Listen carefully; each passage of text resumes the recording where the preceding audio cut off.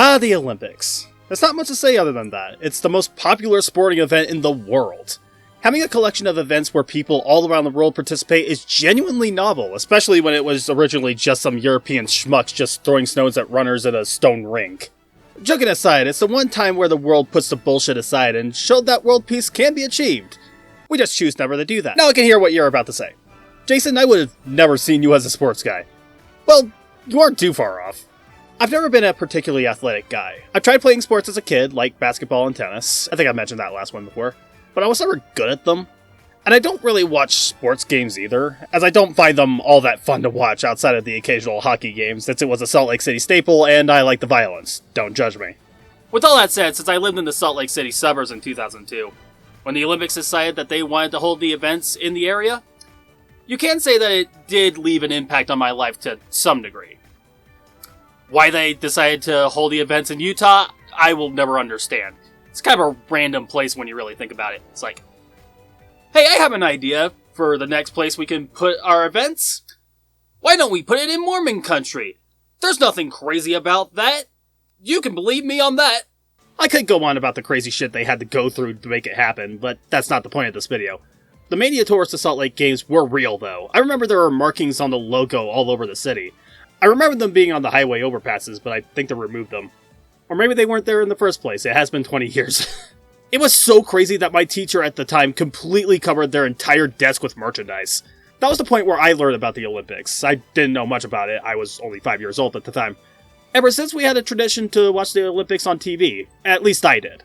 Seeing all these people around the world compete in some of the most intense sports and events will always be engaging. And some of the games were held after and sometimes during some of the most grueling times in world history, like the falling of the towers in 2001, and, retrospectively, one year they actually held both of the 1936 games during the rise of Nazi Germany in that exact state. Not that it was the only controversy with the Olympics, a lot of the current ones involving China and its human rights abuses. Human rights abuses actually being a constant theme now that I think about it. Seriously, half the IOC Wikipedia page is filled with this crazy shit, Salt Lake City being mentioned twice. Just because Utah is a theocratic state doesn't mean that they weren't going to use dirty tactics. If anything, that shouldn't surprise you in the slightest. But you're not here for the drama. Well, maybe you are, but I think you're here for the video games. And yeah, of course there are Olympic video games, going all the way back to 1980 with Olympic Decathlon, or Microsoft Decathlon, whatever you prefer. You look at it now, it looks primitive as hell, and it is. But it was more impressive than you think. It's a frustrating mess, of course. This shot put game is awkward in its execution, look at it.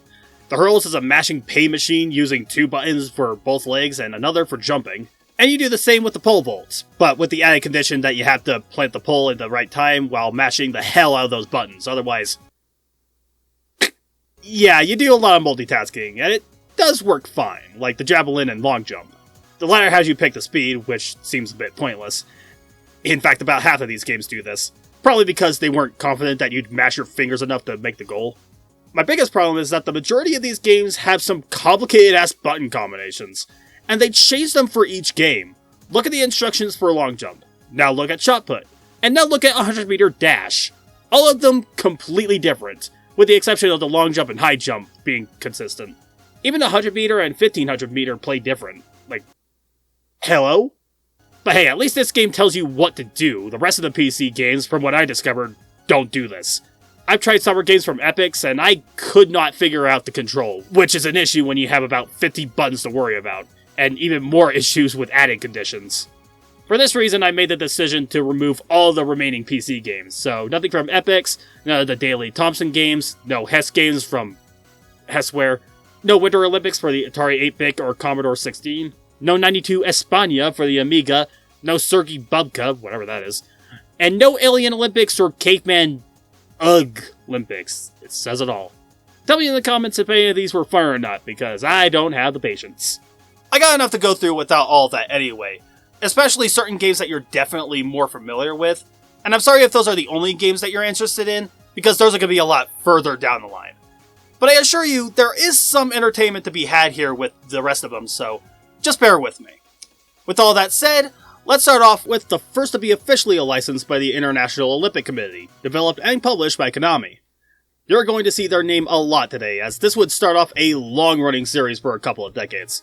This and the follow-up the year after are decathlon-styled games. This time you're forced to play the games back-to-back.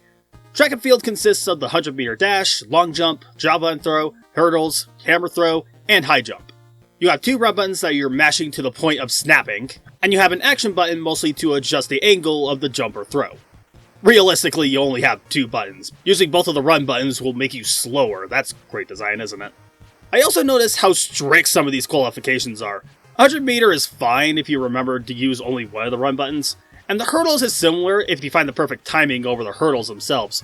But the long jump, javelin, and hammer throws require you to think about your speed and the action timing practically at the same time, so you don't have amazing hand-eye coordination. And I only got lucky enough to reach the high jump, and to be frank, I don't get it. It's a file game, so I'm not fussing over how it works. But really, the selection is pretty underwhelming. They kick your ass like a good arcade game does. But I'll promise you that you'll get bored in about 20 minutes and forget about it. Now the follow-up, Hyper Olympics or Hyper Sports, that is the one to think about. You got 7 brand new games to try out: swimming, skeet shooting, long horse, archery, triple jump, weightlifting, and pole vaults.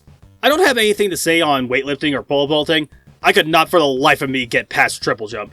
This game was awkward as dick. Am I bad at video games? Maybe. But I'm pretty sure if I put time into it, I'd get past it.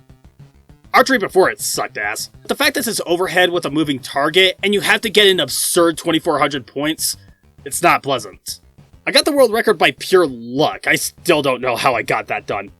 Long horse was very confusing for a while. Got a lot of bops to the head, I'll tell you that much. Then I learned that you had to mash the run button to get more rotations, because of course you do. But this event was really strict. I was always either just shy of or got the qualification right on the money. Sometimes I believe they gave it to me out of pity. Now swimming and shooting, these were a lot more lax. Makes sense considering they're the starting events. However, the qualifier for swimming is the most generous out of all the events in both games. And shooting, no joke, I got world records multiple times. This was definitely my favorite.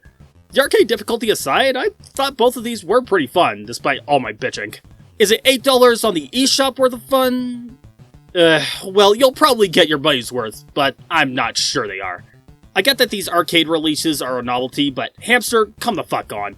Most people are not playing these games for 32 quarters worth of rounds. I did because I'm stubborn, and maybe I'm the demographic they want. There is one other Konami arcade game that is not in the arcade archives, though it is easily found online. Konami 88 came out a few years later to coincide with the Soul games. And hey, the one thing I can give it is that it's got a graphical difference. Whether it's better or not, that's up to you. I personally think these guys look like mannequins beaten with aluminum bats. Past that, there aren't a lot of new events. 100 meters, long jump, and javelin are about the same as they were. Skeet shooting has an extra input for horizontal aiming, but that's about it. The hurdles are kind of similar, but since the sprites are bigger, it's more difficult to hop over those before seeing them. This was the worst one of the lot. Well, aside from high jump, again, this confuses me like it was in Microsoft. Or maybe I'm stupid, that's a strong possibility. The returning event with the most change is archery, since it's behind the back instead of the bird's eye view. That makes aiming a hell of a lot easier since you can see the target, but what the hell is going on? Is this an emulation issue? Or are the targets and trees supposed to be messed up? Anyway, the only original event is Relay, and honestly, this might be the best one. Not because it's original, but it's exhilarating to time the baton pass. I also like the perspective change, makes it stand out from the rest. I'm not completely sure why this isn't re-released, at least not yet, it's never too late. I think this was the best of the 3. Even better since it's technically the only one that's free. With the arcade talk out of the way, let's start with the console side with Activision Decathlon for Atari 2600. So this is going to be short and sweet, since the controls are limited, and because of that, all the games are practically the same. Rotate and wiggle the stick, and if you're required to make an action, you only have one button. Use that button. This is pointless. If there is one thing the game has over the Konami arcade games, there's no qualifiers, so you can play through all the games and get the high score afterward. Which is good because it has the high jump and pole vault, and as they tend to be, they're awkward. Seriously, what the hell am I doing wrong here? And it ends with the 1500 meters, holy shit, dude. I think the game gets tired of it too, because there are a couple of times where my controls just refuse to connect. And this number row appears for some reason. The 2600 is way before my time. Is this an issue for the console? It doesn't really matter, this game is pretty pointless. I got 4,437 points, beat my time if you ever get bored. Again, I'd rather recommend the Konami games. Now we're on to the NES with stadium games. Why does that sound familiar? Anyway, let's... Anyone? Why is nothing happening? Is this another emulation issue? I know I should play these on consoles, but I don't have a working NES right now, and it's not in the budget at the moment. Let's look this up. Oh, it's the game that required the mat. I keep confusing this game with Track and Field on NES, but I guess this means I have to actually buy the— Holy shit! Oh yeah, that's another reason this game is infamous. It's infuriatingly rare. Not a lot of copies were made, and since it was combined with that Forsaken mat, ta-da! Unaffordable. So I guess we'll move on to that aforementioned Track and Field game on NES, simply titled Track and Field 2. Excellent. While you can play the game marathon style, you can instead choose from the selection in the training mode. There's a lot of new stuff this go around. There's fencing, which is a bit awkward to tap the opponents. There's taekwondo, which I'm not gonna lie is very easy to spam buttons and easily win. Pole vaulting? Yeah, I don't know how this works. I at least got to the bar the previous times. The camera just told me I was too slow. Fuck you too, game. Triple jump is a bit wonky. Getting the angle right is tough when it goes by so fast. Swimming is confusing. At least in hypersports, you can kinda click with when to get some air. Here, both getting oxygen and retaining strength is unclear. Canoeing was a fun addition. Seeing when to go through the gate, go reverse, and... Okay, this one I don't get. But I thought it was good. Even if the controls were a tad confusing at first. Next one is diving. How the hell do you get points for this one? I've tried to do tricks, but they don't seem to be registering. Yeah, this one was frustrating. This version of archery was the worst one by far. It's nice to project a horizontal and vertical aim, but getting the power is exhausting because for some reason, you have to mash the button and not just hold it. You guys got it right the last time. Bad version. At least it got the skeet shooting right, though this was the one that fucked me up the most, probably because this was shooting on the NES and you don't have the opportunity to use a zapper, from what I assume anyway. Next you got hurdles. Are these women scratching their asses? I'd comment on how unprofessional it is if the synchronization wasn't so impressive. I do also appreciate these events changing which sex is participating. Gives us some more visual variety. Other than that, the hurdles are what they are. The hammer throw is wacky. They want you to rotate the D-pad, despite the fact that this is a goddamn D-pad. And the side view fucks up the accuracy. And finally, the horizontal bar. Yeah, like diving, I have no idea what I'm doing. I'm sure that this is where the manual would help out, but I do not have a physical copy, and nowadays, the physical games don't have manuals or boxes or anything. This was not it. There's more here compared to the others, but this feels very limiting, thanks mostly to the NES, sadly. But maybe the final NES game will change my mind. Gold Medal Challenges from Capcom. Another game that lets you go through the training mode, pretty cool. Oh, and now I can choose my nationality. Since I'm tired of fascist America at the moment, the next two aren't much better. Germany it is then. Also learned a while back when I did some Ancestry that I had some German blood, so I kinda wanted to represent my history. This went way back to the 16th century. None of my ancestors actually fought for the Nazis. Starting with the 100-meter dash, wow, these guys look like Moe statues, and I think this guy's neck needs some medical attention.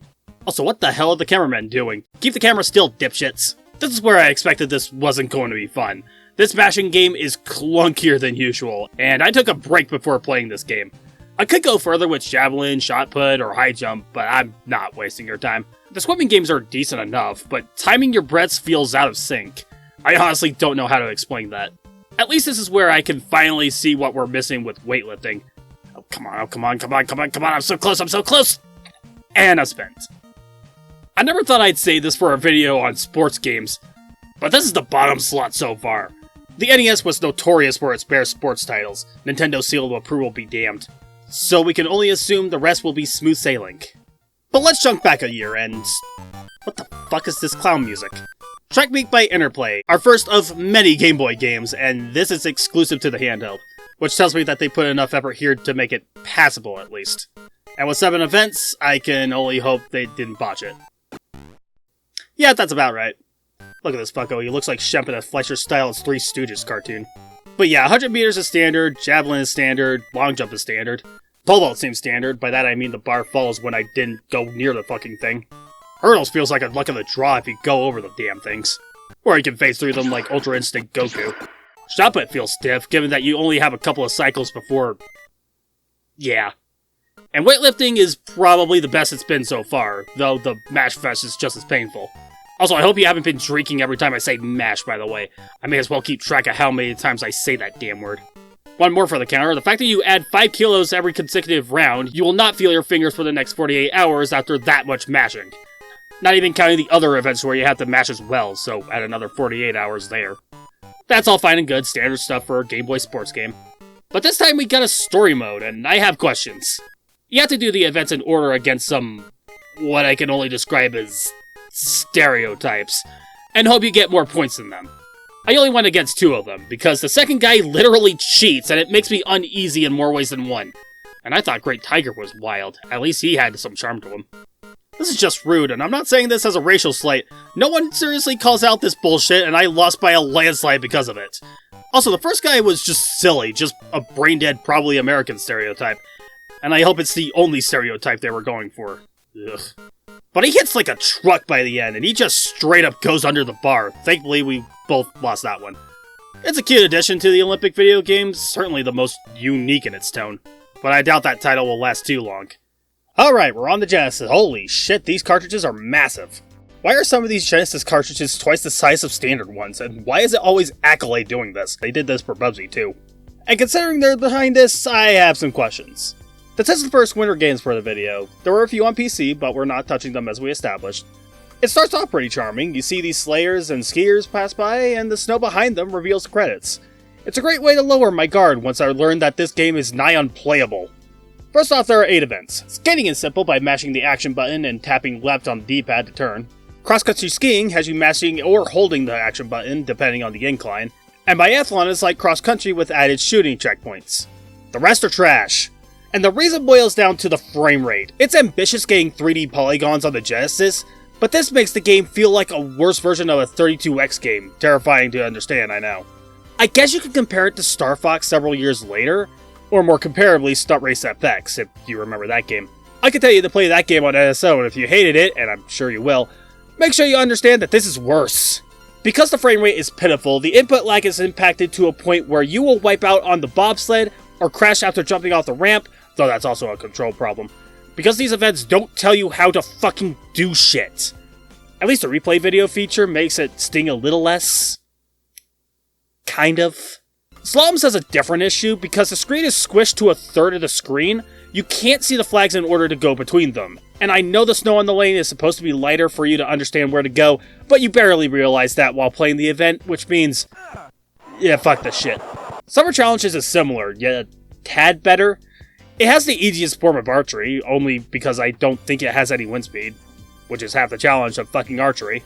Javelin seems to be consistently good, as you need to mash the A and B buttons and angle with up or the C button? What in the blue hell? And cycling, one of the new events, is super easy, just mash the buttons and tap left on the turns. The rest of the events suck dick because of the bullshit winter challenges faced. They require near perfect reactions with 5 frames of animation, meaning you're missing all the gates, you're tripping on the hurdles, you're whipping the pole vaults, and you're falling off the horse. Ow, I'm in so much pain. I get that pulling off 3D effects on the Genesis was common, but seriously, this console can't do it. Especially with all the nuances the sports require. But this was 30 years ago, so I won't bitch much more about that. Now before we get to the main event, not that main event, be patient, there is one more game we gotta get through before we get to the explicitly licensed Olympic video games. And it's the Game Boy version of Track and Field, though from the beginning I could mistake it for a Mega Man ripoff. The 9 squares and the music is giving me that vibe. The game itself looks like Track and Field, but is it just me or does it feel like military training? You play as dudes that look like Guile or Mag Heiger. The markers look like soldiers, and the grayscale doesn't make it better. Maybe it's just me. This game isn't bad though, very button mashy as you'd expect. Pole vault still sucks balls, but it makes a funny noise when you miss the pad. So that's the best thing pole vault has given me so far. I did somehow get over the pole this time, but instead of relief, I just feel like I will never hit the lottery. I was struggling just to keep up with swimming, not even showing the controls helped with this one. The rest is fine though, the dash and hurdles are still simple as ever, aiming for archery is surprisingly easy despite my complaints with the side view. Long jump, triple jump, hammer throw, discus, and javelin throw feel much easier this time, probably because the angle is slow enough to find the sweet spot. Not much to add on this one. I think once we hit the 3D games, my commentary will be more diversified. But these 2D summer games are starting to blend together, despite some control differences. But now let's get more official with Olympic gold on...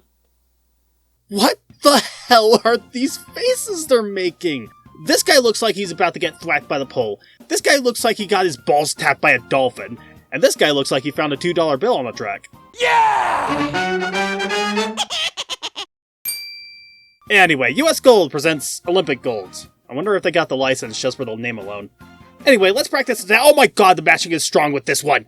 I feel like it's best to put the controller on your lap and tap A and B with your pointer fingers. Hammer throw has you mashing the same buttons, but you have to push C to move forward and again to throw, which is asinine. I tried to see if the D-pad did anything, but it didn't do jack, so this was an event that it was practically unwinnable. Archery's okay, the wind speed actually changes, and wind affects your actual handling this time, so that's kind of exciting. Hurdles suck, dick. It's like the meter dash, but you have to hit the C button to jump. Are these dipshits high on ketamine? Pole vault also sucked, but at least instead of the C button, you jumped with the D-pad. Not sure what direction on the D-pad, but it's not like it mattered. The bar kept falling like it always does. Swimming is another button masher, but you gotta pause and hit the C button to kick back, which is a nice break from the bash fest for a few nanoseconds. My favorite event was actually diving. You get a ton of options, each one giving you a multiplier depending on how complex the performance is. You also get a chance to see what you need to press before you perform it yourself. Not like it's easy, I never got it down perfect. Sometimes it's confusing on how I failed the sequence, but I get more points when I freestyled. Wrestle around that bullshit. Otherwise, it was kind of fun. Now, let's start the Olympics. Okay, you could look a little more excited, bud. Alright, I got second place on Heat 1, even got first on Heat 2, and it hung up after that. Is this supposed to be 1992 or 1942? Well, maybe the Game Gear version will resume the games. Oh damn, this is almost 1-to-1 the Genesis game. Almost plays the same too, but with the exclusion of one button, it makes me to believe... Oh thank god, the C button is replaced with D-pad inputs. You still have to mash until your fingers feel like putty, but that's to be expected at this point. This project was a mistake. I appreciate that this version actually tells you how to pole vault in the practice round. Was this too much to ask for the console game? I still suck at it, but at least I know it's my fault this time. Thank you, Tiertex. Wait, why does that name sound familiar? Huh. Broken clocks do get it right sometimes, I guess. Even still, buying this version felt redundant. Makes me question the rest of the Game Gear versions. And it's not like either of these were that good. The button configuration alone makes them feel inaccessible. Especially on the Genesis. Makes sense why Tiertex rarely made console games. Before we move on to the next set, there is another game to play. Now these games only have so many events in them, since you can only fit so much on a Genesis cartridge, lest we repeat the sins of Action 52. And you can only fit so many events in an arcade game before players question when it all ends. Some of the events in the Olympics are very time consuming, which would influence a game of its own. And thus USA Basketball for the Genesis. Yep, this is indeed basketball for the Genesis. I'd rather play NBA Jam. Now let's finally get to the Winter Olympics. Officially, anyway. We do have more tier text, though. Just please have better configuration. Well, the good news is they did make that much more bearable. The problem is everything else. I dig the looks and sound. I should say that for both this and the previous set of games. I like the mascot girl swapping between the flags, though I would accuse her of witchcraft with this chicanery. That chicanery, however, affects the events. Most of these are straight up bullshit. The slalom events are way too sensitive. I'm missing gates left and right. Literally. I feel like this shit just happens in moguls. Not sure if it's an input delay or the speed of the event, but it doesn't feel responsive. Also, why the hell does this start with a rooster crow? Ski jump was very confusing, especially with how you need to land. Not even the manual would give me a clue outside of a vague hint. The only skiing event that didn't feel like a case of arthritis was biathlon. All you need to do is pump the A button and press left and right to keep balanced. The main issue for this event is actually the shooting portion. I thought the other events were sensitive. I can't aim for shit here. Is Gary drunk? The skating event is fine, but my speed feels unbearably slow. I got second on my first attempt just because the other two skaters fell on their ass. The best events by far are bobsleigh and skeleton. Yeah, this event is called skeleton. Sounds scary because the idea alone is terrifying. All you use is the D-pad to gain speed on the ramps and hope you don't tumble. They seem to be the only games where your movement doesn't feel like they're being affected by dark magic. I had a visual reference in mind, but I don't want to give a certain terp's work any more exposure. Like I expected, the Game Gear version is almost 1-to-1. There are some small changes. The ramp on the ski jump is automated, the shooting rings for the biathlon isn't as sensitive, and the slalom skiing events are both sensitive and stiff, so that's impressive. Now, the Game Boy version is obviously going to be much different. This is strangely the only Olympic video game to be both on Sega and Nintendo consoles, which is very interesting to think about. The problem is that this is Tiertex. Oh, never mind, unexpected development. Did they kick Tiertex off the project? Given their track record on the console, I wouldn't blame them. Oh, Denmark is an option. Now I could truly disappoint another set of my ancestors with my skills.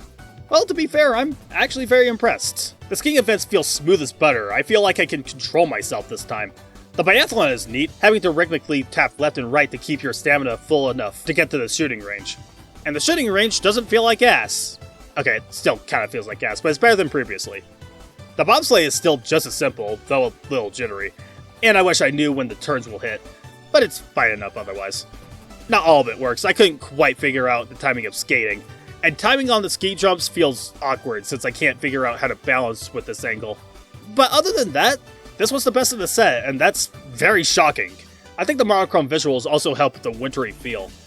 Now off to the ceremony. Yep, I'm a disappointment. Thankfully, my Danish ancestors are all long dead. It's great to know that removing tear text from the equation makes for a decent product.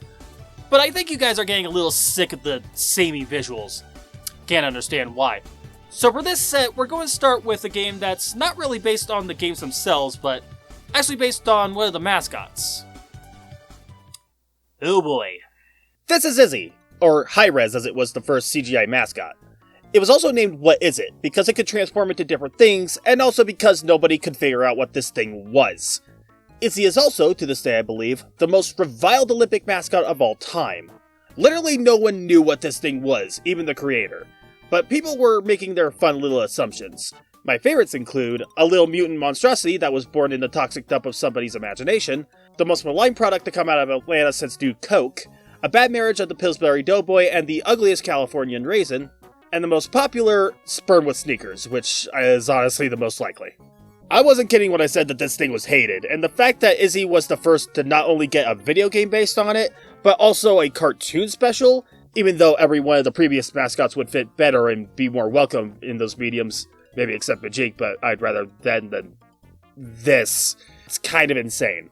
Yeah, I'm part of the Izzy hater club. This thing is ugly as sin, not charming in the slightest. He makes a lot of shit-eating grins. He is vile. So vile that after the Atlanta Games, no other mascot got a chance to get the multimedia treatment with how pan this Gumby Gunk was, which makes me hate it even more.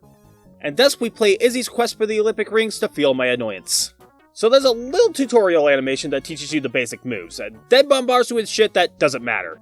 You can collect medals, gemstones, and dragon eggs that give you medals, torches, and full-on explosions. Fuck you. That'd be annoying enough if you didn't have 2 hits before you're fucked. You can get 3 medals to fill your free hit back, and you can get the rare shield, but if you get unlucky or the level design just decides to be dickish, and it does that quite a lot, you're fucked. Izzy's movement doesn't help. If you ever wanted to play a janky and slower version of Sonic the Hedgehog, I would recommend this game. You kinda have acceleration like Sonic, you lose medals like Sonic, though you can't collect them back, so it's more like Game Gear Sonic. And you have this useless long jump, which is about as useful as a broken condom. The level design does have some nooks and crannies to explore like in Sonic, but since all the crap you get does nothing but improve your score, or the stuff you find is just temporary shields, it's just worthless praise. You get some transformations that replace the jump button with a specific sporting action, like archery, or lancing, or George Costanza. There's also hang gliding and turning into a rocket, neither of which are Olympic sports, but whatever, they're too sensitive to be fun anyway. In fact, none of this is fun to the slightest. It's janky, it runs like a bicycle in a cactus patch, and the fact that Izzy looks like an irritating zit throughout this adventure, I don't like. I kinda wanna look at the other mascots and wonder which ones would make better gaming mascots than Blue Chew Goo over here.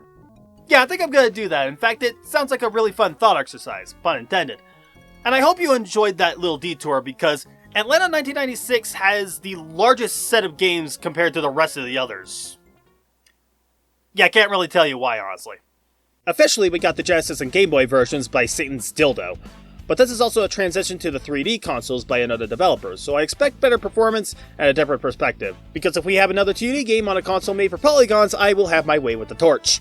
Speaking of self-immolation, Olympic Summer Games from Tiertex. Had to add summer to limit confusion, though I accidentally bought the Game Boy game twice, so let that speak for that statement. Let me speak for this statement, though. 96 is the worst of the Genesis games, bar none. None of the games work. You run slow as fuck, none of the action commands respond, archery just requires one input, which is boring as shit. The reticle for skeet is sensitive and tiny. It's maddening. The only decent game is, funnily enough, pole vault. You run, you press down and up, simple enough. But since the running speed is frustratingly sluggish, I doubt I'd get past the starting rod. Yeah, I'm not giving this any more attention. I'm tired of tier checks and their Genesis horseshit. As for their Game Boy horseshit, okay, it's better, but only because the Game Boy slows the games down. I still can't figure out the timing or inputs, but pole vault, ski, and archery are genuinely okay, but I still can't fuck with it. And finally, with that, we're done with tier techs. I hope I never play another game from them. At least for a little bit. But now let's get into what might be the superior version. Not only because it's from a different developer, thank God, but we're upgrading to the 5th generation with the PlayStation. Okay, this loading screen is taking me back to those old PC games, and I'm not entirely sure if that's a complaint or compliment. You know, if you told me that this was an opening for a Dynasty Warriors game, I would believe you. This is beyond ridiculous, and the spirit of a man fusing with a statue and reincarnating is just a bit wacky. I make fun, but honestly, I think this is the best one so far, in general, not just 1996. That bar is 6 feet under. First off, you got a choice of controls, and that is great. Shame that the PlayStation 1's D-pad is too sensitive for the mashing they require of you. So unfortunately, we stick to the right side of the controller once again. Even though we have 2 sets of shoulder buttons to alleviate this issue, it would make the track events less exhausting. It would especially give me more room for the events that require all 3 buttons. Thankfully, most of them require you to mash 2 buttons and give you enough time for the 3rd action. Makes the long and high jump more bearable this time. It did take me until the end of the session to realize that. It's the reason it took me some time to figure out how all the throwing events worked. I don't understand how weightlifting works though. I got the first 2 parts down, but how do I do the last part? I mastered 2 buttons, I failed. I hit the 3rd button both at the stopping point of the mashing segment or the tip of the meter, both times I failed. Let's check the manual. Oh. You need to use the D-pad to balance. Huh. I noticed some of the other events did their own thing as well, and those made more sense when I thought about it. All the shooting games just required aiming and pressing a button, and they were pretty exhilarating. Fencing was a bit confusing, but that's because this was the first game that made me realize that these events still did their own thing. Again, I'm a dumbass, this is why the practice modes are important. You got plenty of modes in general, though the differences lie in the amount of events you play at once. I thought the challenge mode was going to be more like a mission mode or something, but it's just arcade mode for 1 event at a time, and you get points depending on how well you do in each event. Arcade mode only picks a select few of them. If you want to play all of them in one go, there's the Olympic mode. You play through the events and get as many medals as possible. I only got 4 of them, 2 bronze for the 100-meter dash and rapid-fire pistol, 1 silver for archery, and 1 gold for swimming. That last one shouldn't have happened. I stopped twice for air because I couldn't see an opportunity to get it without stopping, but a win's a win. Still, I made the USA laughingstock, and I didn't have to show footage of our president to do so. Otherwise, this was actually a fun one. Definitely the best of the official games since the arcade titles. Certainly shows that transitioning to 3D can create a variety in control, even though it's still as rigid as the previous stuff. Now, next up is a 3D update to Track and Field, under Konami's XXL Sports series. Not sure why the XXL is there. Also doesn't seem like the rest of them are Olympic themed, so I didn't miss anything there, thank God. Okay, now this intro is giving me major X-Men vibes. Man, I still need to watch 97. Yeah, I'm not in the mood to support Disney right now. Okay, I got enough room for my name, and I'll pick US for the practice mode. Alright, so the games are exclusively the face buttons. That's a tad annoying, but not unexpected. Makes some of these games either piss easy, though that might be because I've gotten used to the control type already, or it makes some of them really awkward since there's no breathing room for the final action. Oh, ouch! I felt my spine tingle saying that. The animations were pretty fun. I wish I could say the same for some of the designs. I appreciate them for being different for each region, that's a great touch. But why does the US throwers look like fucking chodes? They really do look like a wimp, and they play like one too. No, seriously, why are these events so wonky? Why do these arch out of bounds when the arrows clearly say I was in? Also, why is the angle race so fast? I can't win with this. Neither can I win with Javelin. I never had an issue with this event in previous games, and yet I can't get a handle on the angle, especially while I'm also running. But outside of that, it was certainly a 3D version of Track and Field. I didn't mind it at all, though I think the previous outing was more interesting. It may be a downgrade in comparison, but that's still 2 for 2 for the PlayStation. I'm just hoping the rest of the Track and Field games are more interesting. Then again, it's not like these games are evolving all that much. I'm sure some of you are wishing I just did Mario and Sonic alone instead, but I'm dealing with sunk costs, so you may as well just deal with it for me, okay? Actually, that would have been a fantastic segue to the next games, but I need to talk about the Game Boy Color version of Track and Field International. Okay, actually, there's not much to say about this one. There's significantly less events, swimming in 100 meters feel more stiff, and fencing is the best part of the package. Side note, the console version makes you press backward to lunge, this version makes you double tap forward. It's inconsistent, but it breaks the event in half when you learn that. Tushy, me ammer. Now with all that out of the way, let's go to the Saturn. If you thought Mario and Sonic was the first Olympic video game from Sega, oh god no. Sega had sports division for a few decades, and they made 2 Olympic-style titles for the Saturn. Decathletes, or Athlete Keys in Europe for the Summer Games, and Winter Heat for the Winter Games. Winter Heat is also going to be a term once global warming destroys the ski resorts. Though you wouldn't know that these games existed, the Saturn did piss poor in the West, meaning a lot of the library was basically buried. Thanks for that, Bernard. Dickhead. I had to get these games in Japanese since these were 5 times cheaper than getting a US or EU copy, meaning that I'm gonna have to deal with Japanese writing that I cannot understand. Thankfully, that's mostly relegated to the menus, the directions, and the event selection for Winter Heat specifically, even if it becomes English when they announce it afterwards. What? Most of the rest is plain English, which always confuses me. Is this a recurring thing in Japanese everyday life? Honestly, that'd make learning Japanese a hell of a lot easier, but that's a problem I'll solve for myself down the slope. Anyway, Decathletes was actually the first 3D Olympic game for the arcades, and the first since Hypersports if I'm not missing anything. This came to the Saturn a month later, but the arcade version was out the same month as International Track and Field, so Sega and Konami were probably fighting for attention at that time. I wonder who won that war.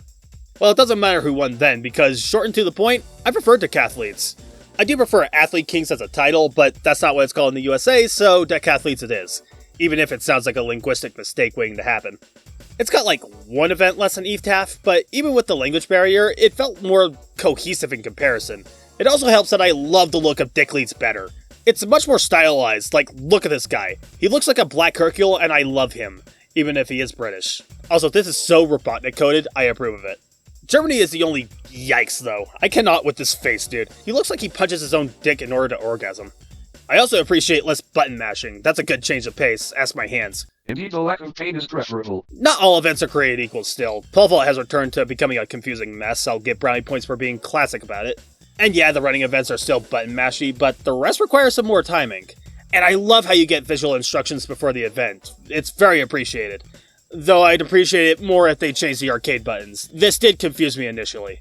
Stuff like the angle speed and occasional freezes for specific moments does break the experience a bit, but overall, this is a fantastic game. I can see why EGM put it in their top 100 games of all time in '97. It was lower on the list, but it's still an accolade. With that said, Winter Heat is better than that. I'm not kidding when I say this. This is the first time I think the entire package is at the very least really good. The speed of the downhill events creates some major thrills, literally in speed skiing. I completely forgot this is a thing and I hope I never try it. I ain't trying to kill myself here. The rest do that just as well, while also pushing you to pay attention to the challenges given, like jumping off the edge in downhill skiing and snowboard, or hitting the chorus in bobsleigh or skeleton. I like it when your guy wiggles in skeleton. It's like he's going to comically turn into one if he hits the turns wrong. The slower events are fun too, mostly because the endurance still keeps the moment tense. I never expected cross country to be this exciting. Getting the stamina steady is harder than you'd imagine, and it makes for a tense experience. My only real sour point is they removed my boy Jeff from the roster and replaced him with this cunt. He looks like a nerd trying to become a cyborg and instead looks like a bootleg Mortal Kombat character. They also removed Femi as well. Jamaica in general is wiped off in favor of Norway. Johan, huh? Yeah, I'm not picking you out of principle. The lack of black characters makes this feel like an exclusive event, which goes against what the Olympics are supposed to be. And you can tell me how woke of a take that is, but I can also tell you to stop fucking your cousin. Seriously, that's your cousin. Get the DNA test done before your kids become fucked up. You'll thank me later. Also, when I did some looking through, it turns out that Jeff was removed from the US version of Decathletes exclusively as well, so... wow. Why is this nation filled with racist, homophobic cunt nuggets? Well, that was fun, but let's move on, and we only have one game for Nagano, Japan. Well, 2 if you count Olympic Hockey 98, but, you know, it's just hockey. Decent hockey, but nothing else past that. With that said, Nagano's tie-in was made by Konami this time, and they made it as their next track and field edition. You'd think they'd be a shoo-in for the next few tie-ins. Hell, I would have loved for them to have made the 16-bit stuff instead of tier text and US Gold. And since Konami has had a great track record, I can expect this one to be a good time. Then again, this is the Winter Olympics, not the Summer Olympics. It might be out of their wheelhouse. Oh boy, that is not a great sign. Well, the skiing and snowboarding events feel stiff. I'm trying to move forward, but it seems that steering drops your speed so badly, you just cannot qualify. And you have an acceleration button, but getting launched in the air locks your controls, and if you're too fast, you stay airborne longer, which means getting disqualified might as well be guaranteed. I also swear that you cannot move to the left in Super G fast enough to get through the gates. Why am I locked like this for this long, dude? Why am I even locked in the first place?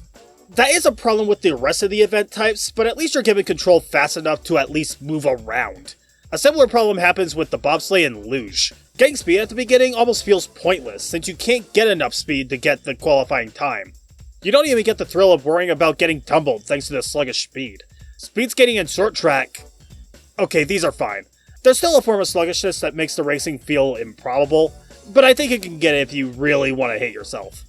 This is the first time curling appears. This was always one of the most interesting events just for the inertia and accuracy needed for it. Sadly, it feels a little slippery and inaccurate, though maybe some practice and a few replays would change my mind on that. Also, why is this the only event where women are presenting? Is it because it involves sweeping? That's kinda fucked up. Really, the only events that were fun to some extent were ski jumping and aerials. Both of them require the shoulder buttons for the first time. I feel some of the other events would work much better with those, because I believe that makes these games work brilliantly. The former uses them for jumping and landing, while using the D-pad to balance yourself. The latter also uses the shoulder buttons to jump, but you also choose button sequences to perform while in midair, which is very satisfying. I thought the previous 3D games would have really needed at least the options for shoulder buttons, and I was wondering how long I would have to wait for that to happen, because the choice of mashing multiple buttons on one side of the controller has been both disorienting and cramp-inducing. Sadly, they thought only these two events were worth the honor. Konami has a few more chances to change that, and I hope the other developers make similar changes to make the experience comfortable. But before we move on, I did say I wanted to see the mascots and see if they'd make a better gaming mascot than Gunk Gubble over here. So let's see what we got here. The owlets. I mean, I'm a fan of owls, but nah, these aren't really doing anything for me. Bouncing icons seem to be all they're worth. Now, when I say Konami has a few more chances, I mean it. They made the next 6 games, with one detour for the dedicated Sydney game.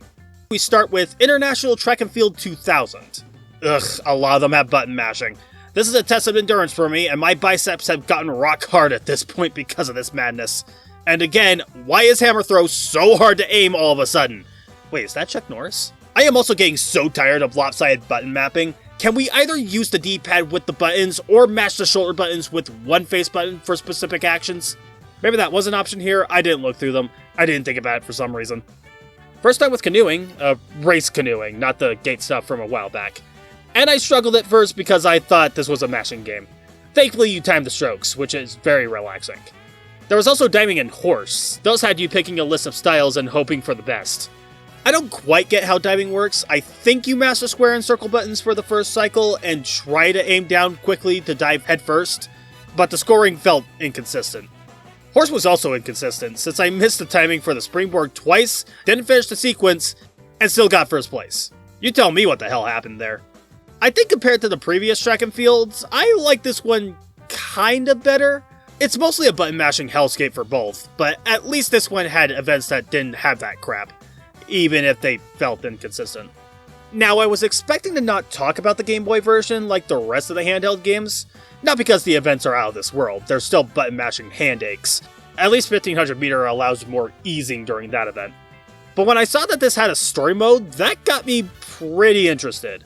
Wait, what is a paint raking? Oh, it said point raking, dumbass. I thought we were going to have an art class minigame of some type, considering that this story mode has you playing as a college student that is training for the occasional decathlons. What you're doing is playing your events to build up your strength, stamina, speed, and jumping capabilities, while getting in some downtime lest you sprain yourself and waste a couple of days walking off your mistake. You'll also want to call your classmates to massively reduce your stress. If you hang out with someone long enough, you'll get a chance to date them. I got Leanne, I have no idea if Harley, Janine, or anyone else is available for romance. Gay representation in 1999 would have been wild. This broken heart icon implies the other options are a thing, but I didn't want to break up with Leanne, she seemed pretty cool. Though the idea of dating the sports manager seems a little bit of a conflict of interest, but since she doesn't hold back on your slacking, that's good girlfriend material. Actually, wait, I just took some time off and that meant I missed a meeting? Does this fuck only do one thing every day? No wonder he's prone to sprains. The fucker is running and jumping and throwing for hours straight. What a fucking dumbass. What do you see in this dipshit? The punctuation was great foresight. There was also this one time he runs into hurdles intentionally to get a special move. Pretty sure that's against the rules. There are plenty of times where your classmates will teach you new techniques, but that only means that Konami gets a chance to do a rhythm minigame. A bare bones one that makes you sync with a separate animation instead of the music. That's pretty stupid. Are these techniques actually used? I actually don't know. I only put in 2 hours and I got the gist. That didn't mean I didn't like what I played. On the contrary, this was by far the best of the handheld games. Dare I say it's up there as one of the better games in the lot, just for the story mode alone. Maybe I'll actually play this in full on a stream for the next Summer Olympics. Yeah, maybe, if I remember this exists by then. Now let's head into ESPN International Track and Field for the PlayStation 2. The 10 events aren't separated. How high quality, guys. They probably just focus on the graphics and animation, which, to be fair, it's pretty impressive for the PS2. Shame the rest of the game is just mashing bullshit, and some of the games are worse since you mash X and circle while having to press either down or L. It's more annoying since the power meter is pretty stingy for most of these events, not to mention that I clearly got farther than 7 feet in long jump. The addition to hold down while running in javelin is pointless. The weightlifting feels more strict than it usually does, and pole vault... Actually, I didn't mind this one. The power meter still fights you, but I like the slowdown before hitting the mat, and the spinning circle while midair is a nice addition. Swimming has you mashing the shoulder buttons rhythmically, that's great. Wish the other events did this, but whatever. And shooting is shooting. Now the 2 new events are interestingly the best of the bunch. For horizontal bar, you hit X on the blinking meter and hit the corresponding directions. I think that's how that works. I got the highest rank of all of my attempts doing this, and that was at 9th place. It was fun though. And then there's rhythmic gymnastics. Pick a song and play DDR, because, yeah, Konami. DDR was a couple of years old at this point, so I guess they thought it was a good idea to add it in. And it is, shame that it only has 3 songs. Actually, just play DDR now that I say that. Really, this one was fine. A large chunk of the game is the same shtick, and the other chunk is stuff you'd get from other games anyway. With that said, let's get back to the Game Boy Color. I wonder if Konami gave us another story mode for this one. Oh. Damn. Well, then I hope the events make up for it. Well, I can't say they do. Millennium Winter Sports has very few events, and a couple of them are clones of others. Downhill and Giant Slalom just have you adjusting your direction, not much past that. Bobsleigh is just micro machines.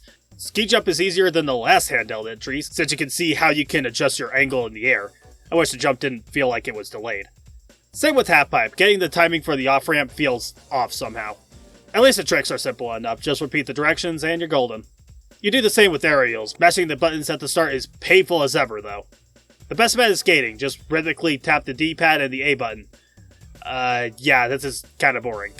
Still one of the better handheld entries, but it's on the middling side. Alright, we exited the Game Boy era, and we're about to exit the PS1 era with the Sydney 2000 tie-in. But before we talk about that, I want to start with the mascots this time if I can. I hate these things. They look like regular animals that were given human DNA via CRISPR, made exclusively for elementary school propaganda, and they creep me out in the worst way possible. Maybe they'd work as a point-and-click adventure, like that other Izzy game I refuse to amuse. I hate these a lot, and their names are just lazy. Ollie for Olympics, Millie for Millennium, because 2000, and Sid for Sydney. The creativity was at a minimum here. I'd leave it there, but it's the unofficial mascot that I want to highlight. May I introduce you all to Fatso the Fat-Ass Wombat. Look at this specimen. The saggy eyes, the droopy ears, the overwhelming girth. This thing is inappropriately grotesque, and yet it has more personality and more creativity than these rejected Dare mascots. I would be more than happy to play a video game with this guy as the main character. Fatso should have been the official mascot, and apparently I am not alone here. Everyone in Australia thought so too. So much so that someone actually stole the statue of Fatso in 2010, probably to do unspeakable things, which this thing does not deserve. The masses love this thing, I love this thing, we should give him the respect he is long overdue for. Anyway, Sydney 2000, oh my god, this match is getting old! I finally looked into the control settings, and I found that you can finally use the shoulder buttons. L1 and L2, or R1 and R2. The monkey's paw has shown itself. You know, the reason I wanted shoulder buttons is to ease my fingers, but instead, this just moves the problem to another part of the controller. I wouldn't even recommend the triggers though, they seem to be confused on whether or not you're mashing them alternatively. Now there are 3 other events with their own controls, so let's complain about those. Starting with shooting, which has the most sensitive reticle I've ever felt in a video game. Even the inverted controls, the correct controls in any other instance, make it even more unruly, especially when you have to deal with recoil. I didn't have to deal with that earlier, why must I deal with it now? Kayaking can let you move left or right with the shoulder buttons, which is great. Shake this is also sensitive as hell, since you still have to move forward and backward with face buttons, and you move so fast and miss the gates. Ugh, this sucks. The best event by far is actually diving. You still pick your movements, but how you incorporate them is very transparent, as you hit the color corresponding button prompts at the right times. It's the only event where I not only got first place, but I completely dominated. It's a really easy event in comparison to all the other events that require your superhuman strength to even qualify. It makes the Olympic mode pretty tough since you have to literally qualify in order to play the main mode. It's a neat idea, you play warm-up mini-games, go to the event arena to practice, and go to qualify for the events. But why the hell does that matter when most of the events feel either awful, off-rhythm, or exhausting because the mashing doesn't feel like connecting? There's a lot to like about this one, which makes it probably the most disappointing of the lot. I find it funny how this is the only Xbox version of any of these games, and I decided to get that instead of being consistent with the overwhelmingly exclusive PS2 games.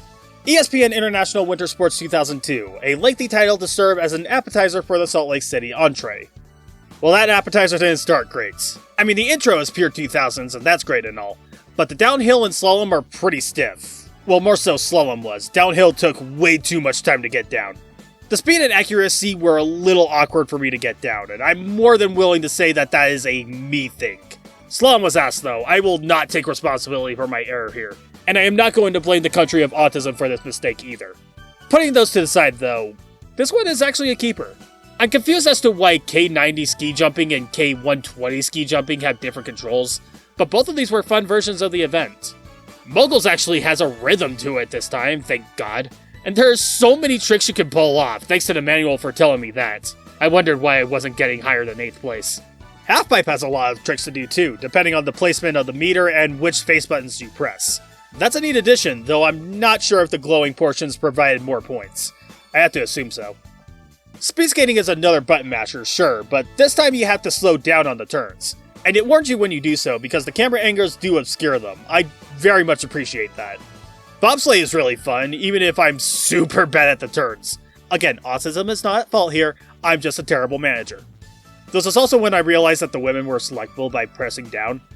Is it weird that the girls have balanced stats, while most of the men are glass cannons? I know men have greater strengths on average, but this is kinda absurd. Curling is curling, nothing to mention here.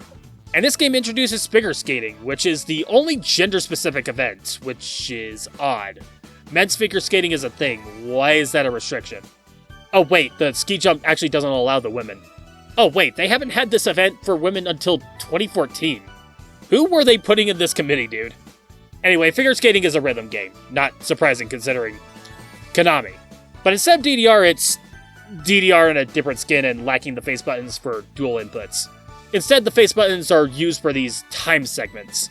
It's a decent version of figure skating, though I'd prefer the DDR format. Again, this game was a keeper. I need to keep track of the good ones. Now, will the Game Boy Advance version be a worthy companion game? Well, kinda, yeah. It doesn't have the exact same events, by that I mean biathlon and luge replace curling and bobsleigh. The former is a fun rhythmic exercise while trying to aim with the back and forth reticle. And luge is microgames while mashing the A button, so this was a downgrade. G-Slaloms is a little sluggish, and skating has you mashing the A button, which is annoying. But for some reason I got bronze and silver respectively, despite being in last place both times. Other than those, ski jump and half pipe are pretty similar to the console version. Downhill skiing is much easier to control. Moguls is also similar to the console version, though the trick is determined by your speed. Different, but not bad. And finally, figure skating has a more traditional rhythm game format. There's not much to point out here. It's more than solid, especially for the Game Boy Advance. So here we are. This is my home turf, and I expect Bible verses and the crowds being 80% women. Well, I can't confirm that last point. Everyone is covered. And I haven't seen any elitist, racist, or homophobic language, so thank you ADT and Eidos for that. Now for the game itself... Wow, this is all there is, isn't there? I like the goofy animations the athletes give you when you pick an event, but... 6 total? That's the lowest amount out of all of these. Even the NES and Genesis games had more than this. Slalom is kind of funny since they teleport you if you miss a gate, but it's pretty stiff. Snowboard Parallel is a better version since you're able to do a jump turn to make the sharp turns, but it's very wacky to control otherwise. Or maybe my reflexes are off, that might be true as well. Skiing downhill is very slippery, the speed is way too intense for me to react. I've crashed into the sides more times than I can tell you. Same with ski jump, but at least I adjusted quickly with that one. Aerials is more of a rhythm game instead of a time sequence, a decent change. And bobsleigh is bobsleigh, there's nothing to add there. And that's the whole package. This game adds nothing to the formula, much like how Utah doesn't add anything to society. At least anything positive. I was raised Mormon, I can say that with confidence. Now the Game Boy Advance version... Oh. Okay, the Game Boy Advance version. Actually, you know what? Go back to the error screen. This is actually kind of insane. Only 6 events again, but 3 of them are basically the same minigame with minute stipulations. Bobsleigh is the easiest here than any other appearance by far. I got the gold without putting any effort into it. I probably even got the world record, I couldn't figure that one out. But minus 22 is way more than I've ever gotten up to this point. I didn't understand how ski jumps worked when I played it, but I think I figured it out while watching the footage. I didn't want to bother going back to figure it out though. Neither do I want to figure out how curling worked. I didn't understand how you spin the stone, neither do I understand how you sweep. I'm pressing every button, mashing every button, holding every button, making every button combination, and I get nothing outside of a few random... This is some gold medal bullshit. DC Studios? What does that stand for? Dirty cocksuckers? Well, that's what you are. Dirty cocksuckers. Fuck you. And fuck Ubisoft too. That one isn't necessary, but I wanted to say it anyway. And with all that said, no handheld versions moving forward. In fact, Salt Lake was the last time we get multiple versions, aside from a certain set of games, but we'll get there soon enough. I actually didn't expect to say so little about the games based on the events that I'm much more familiar with. However, it does give me an excuse to talk about the best mascots. Yeah, I said it. These are copper, powder, and coal, named after the state's natural resources.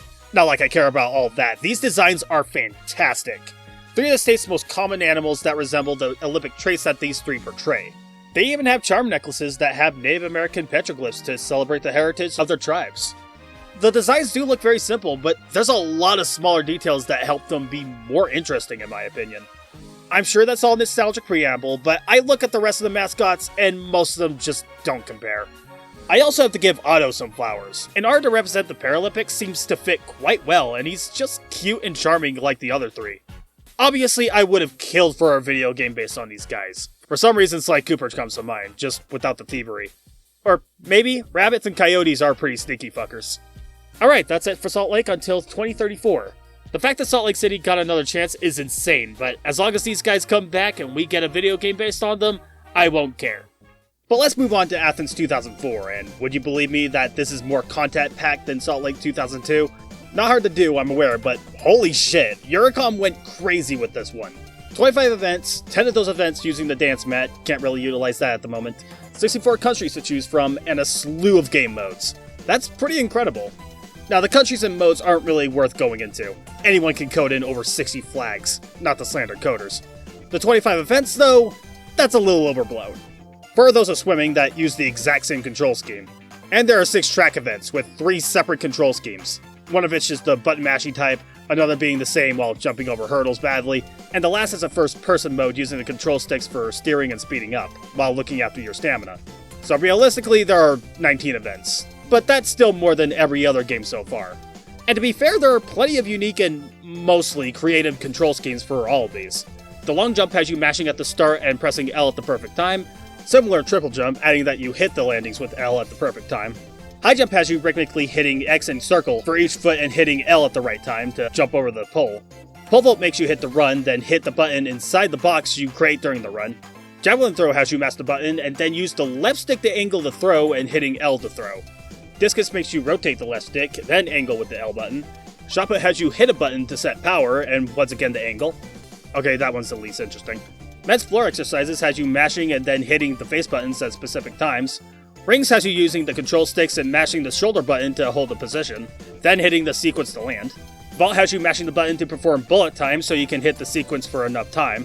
Jumping, or equestrian as it's formerly known, has you using the control sticks to steer and speed up the horse, and use the L stick to make it jump, if you can anyway. Weightlifting is weightlifting, archery is archery, and shooting is shooting with terrible aiming, I swear to God. Also, why those two are gender-specific is very silly. Both have been men-focused since their conception, and women can shoot just as much as any other man, trust me on that. Aside from shooting and swimming, since that's a lot more exhausting to get any fun with, I didn't have a bad time with this one in the slightest. It was much better than Salt Lake in both content and quality, I'll have to admit. Doesn't hold a candle on the mascots, though. I have no idea what these things are, and I'm not even going to make a game concept for them. Let's move on to Torino 2006. I'm not really sure what to say on this one.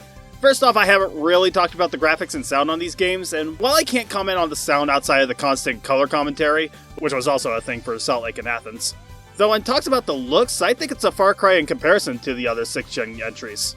Maybe it rivals Winter Sports 2002, but considering I played this on Xbox, I don't think that would be a solid comparison.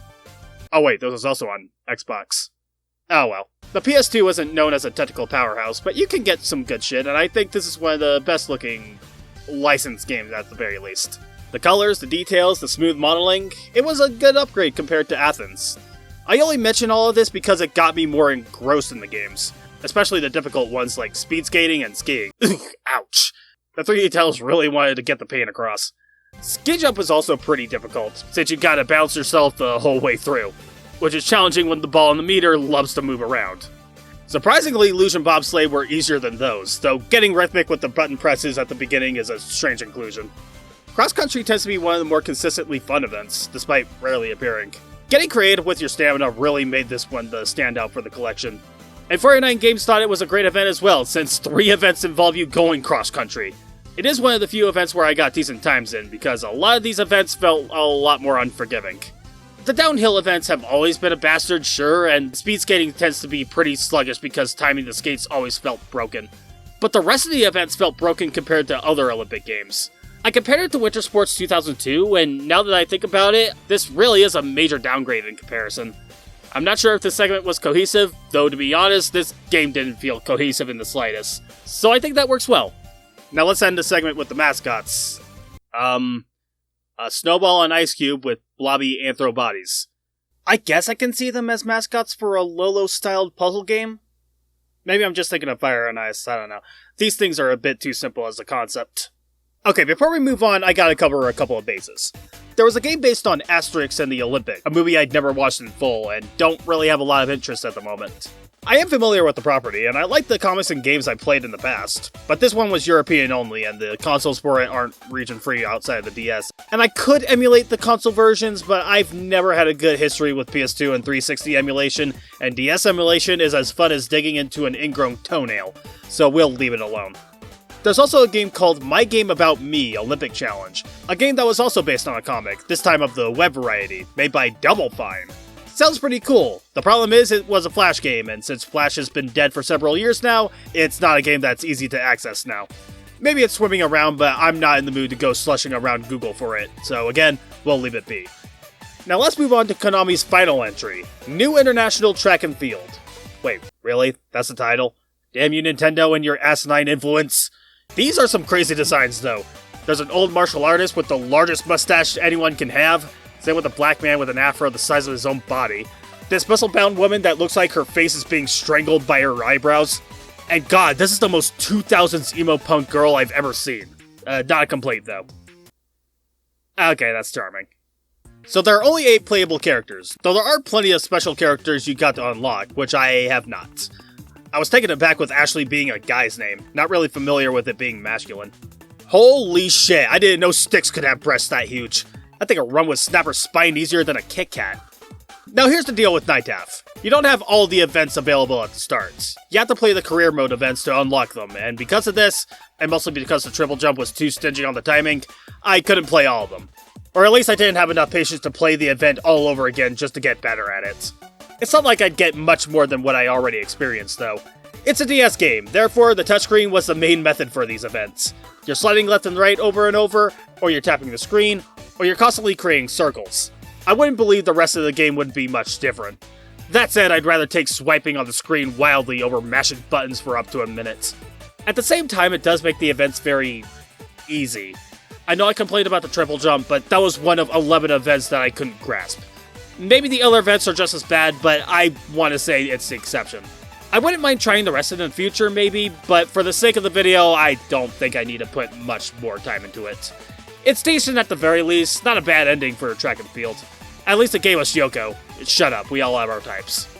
And I appreciate the references to Konami's other franchises, before they were all killed in cold blood. I guess they're getting better, but not better enough. P.S. I made this segment before the new Castlevania and Silent Hill Townfall were announced, so I guess they are getting better. Better than Ubisoft, though. Again, fuck you, Ubisoft. So, at the risk of sounding redundant, do you want to play a game that sounds like shovelware? By God, the title itself makes me think this is a bootleg. Though with my limited knowledge of Crave, I can see that being possible. Okay, there's a cute montage with all these athletes. They look ugly as shit, but I'm not going to be too harsh on... Was that a monkey? Okay, that aside, there's the modes. Okay, this is the one with all the events by what I can see. I'll choose this guy. He looks like a bigoted nutjob, but I'm not seeing a lot of options here. Okay, what's the deal with the monkey? Is this a detraction from what I'm going to engage myself with? Oh, yeah, it is. So I'll give the game this accolade. You don't have to mash the buttons. In fact, the face buttons are completely pushed to the side. You use the control sticks and bumper triggers exclusively. Oh, never mind. High jump does this shitty rhythmic test that, funnily enough, kills my momentum. And yes, I know I put the pull too high. Yes, I'm still going to bitch about it. I'm at game 41. I don't give a shit anymore. That being said, the amount of jiggling the right stick left and right is frankly absurd. I appreciate the creativity, but the control stick is not any more fun to fiddle with than putting both of your fingers on the right side of the controller. The throwing field events have this weird setup where it starts good, rotating the right stick, but then having to use the left stick to angle the shot and hit the left bumper to throw. I think one or the other would have been less awkward. It's like patting your head and rubbing your stomach. Long and triple jump makes you rotate the stick after the jump, which is such a pointless addition. I keep forgetting to even do it. Diving has this dumbass rhythm segment with the sticks, which is far less accurate than using either the D-pad or face buttons. The cycling events are complete ass. I can't grasp when to slow down to build stamina while keeping the speed, and the cycling team event doesn't tell you when it's best to switch out the lead. The only events worth the time were archery, which is hard to ruin at this point, and the swimming events. No joke, using the sticks for each arm is legitimately a fantastic idea, and it works well. I just wish the arrow was more pronounced so I can keep up the rhythm. Otherwise, it was the only great change in this game. The rest is so frustrating because of the limitations of using the sticks as cardinal actions. It was better from what I expected with a game called Summer Athletes The Ultimate Challenge. Also, seriously, what the fuck is with the monkey? It gives me Space Chimp vibes and I hate it. Now let's get to the final era for the Olympics, because from here on out, it's all Sega. Sega acquired the Olympic license right around 2007, and it seems like the IOC allowed them to keep it for a while, mostly because of a certain decision, but that's not till the next game. Now, Sega did publish the game, but this was the second entry from Eurocom, the guys that made Athens 2004, one of the better games, with a few oddities. Confusingly, gender-specific events are still a thing. I know the Olympics had their problems in real life, but you can't get more creative. Okay, they wanted to make it realistic, and that issue will solve itself later. Now, some of the events from Athens, of course, come back with similar mechanics, namely high jump and ski shooting. Funnily enough, I figured out the trick to that last one. I'm kicking myself there, even if I'm still ass at it. Even funnier, one mechanic they snagged from the last game was using the sticks for swimming formations. So good news, Summer Athletics, you just retired.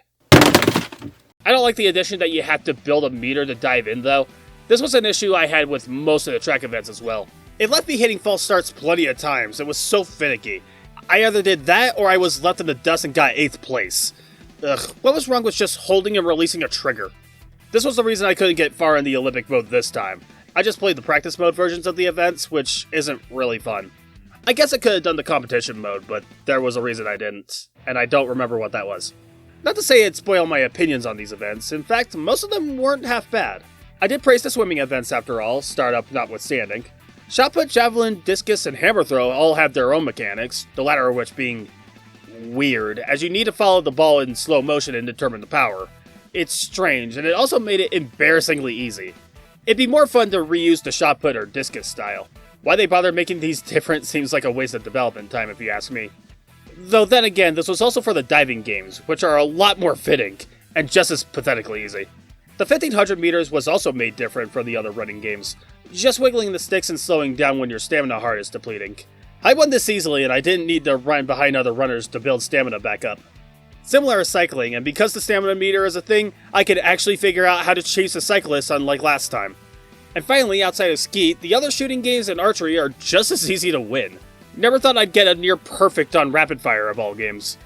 Not all of them were near brain dead. The gymnastics events were pretty tricky. Vault having this quick event followed by rotating the stick in a split second, bars and rings using triggers and sticks to balance, and the other two being rapidly timed events.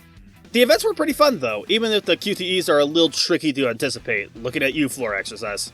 This game might also have my favorite version of weightlifting. You rotate the sticks, do a sideways motion with them, and then you balance this ball at the end. It's a good bit.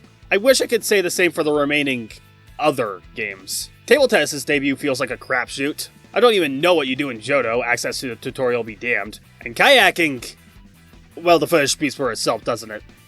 I'd say the whole thing was a mixed bag, but bordering on good overall.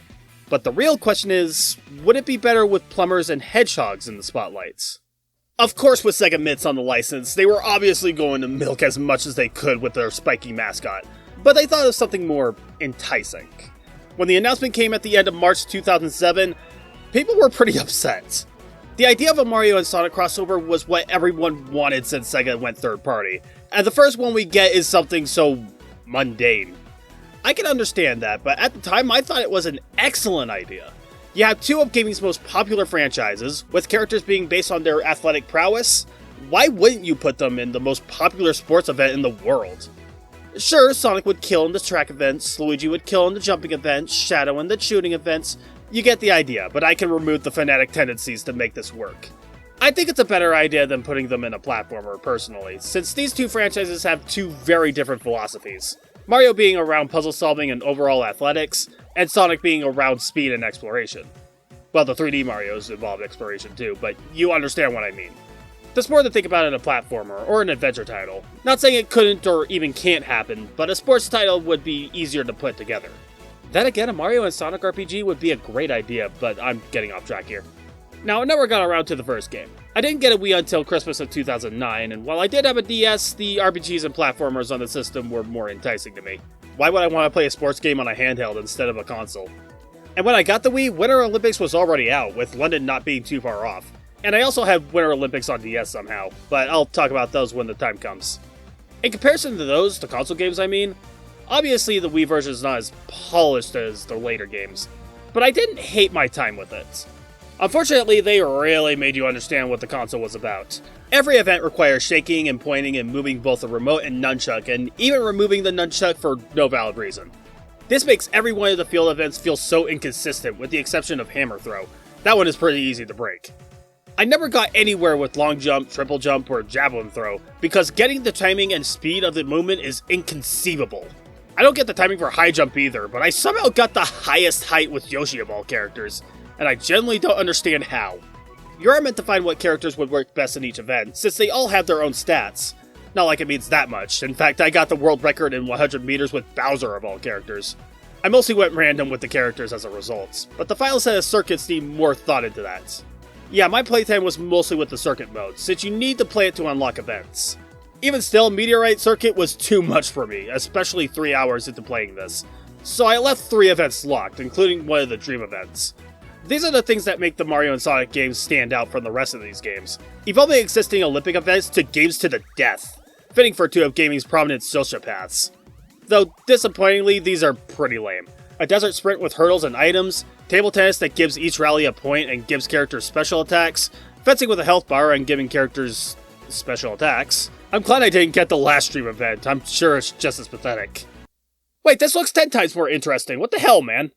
Well, the irregular events do at least pull their weight. With the exceptions I mentioned, as well as table tennis, which still feels awkward thanks to the motion controls, and also archery, what is the point of the nunchuck? Get rid of it, I don't need an accuracy check like this.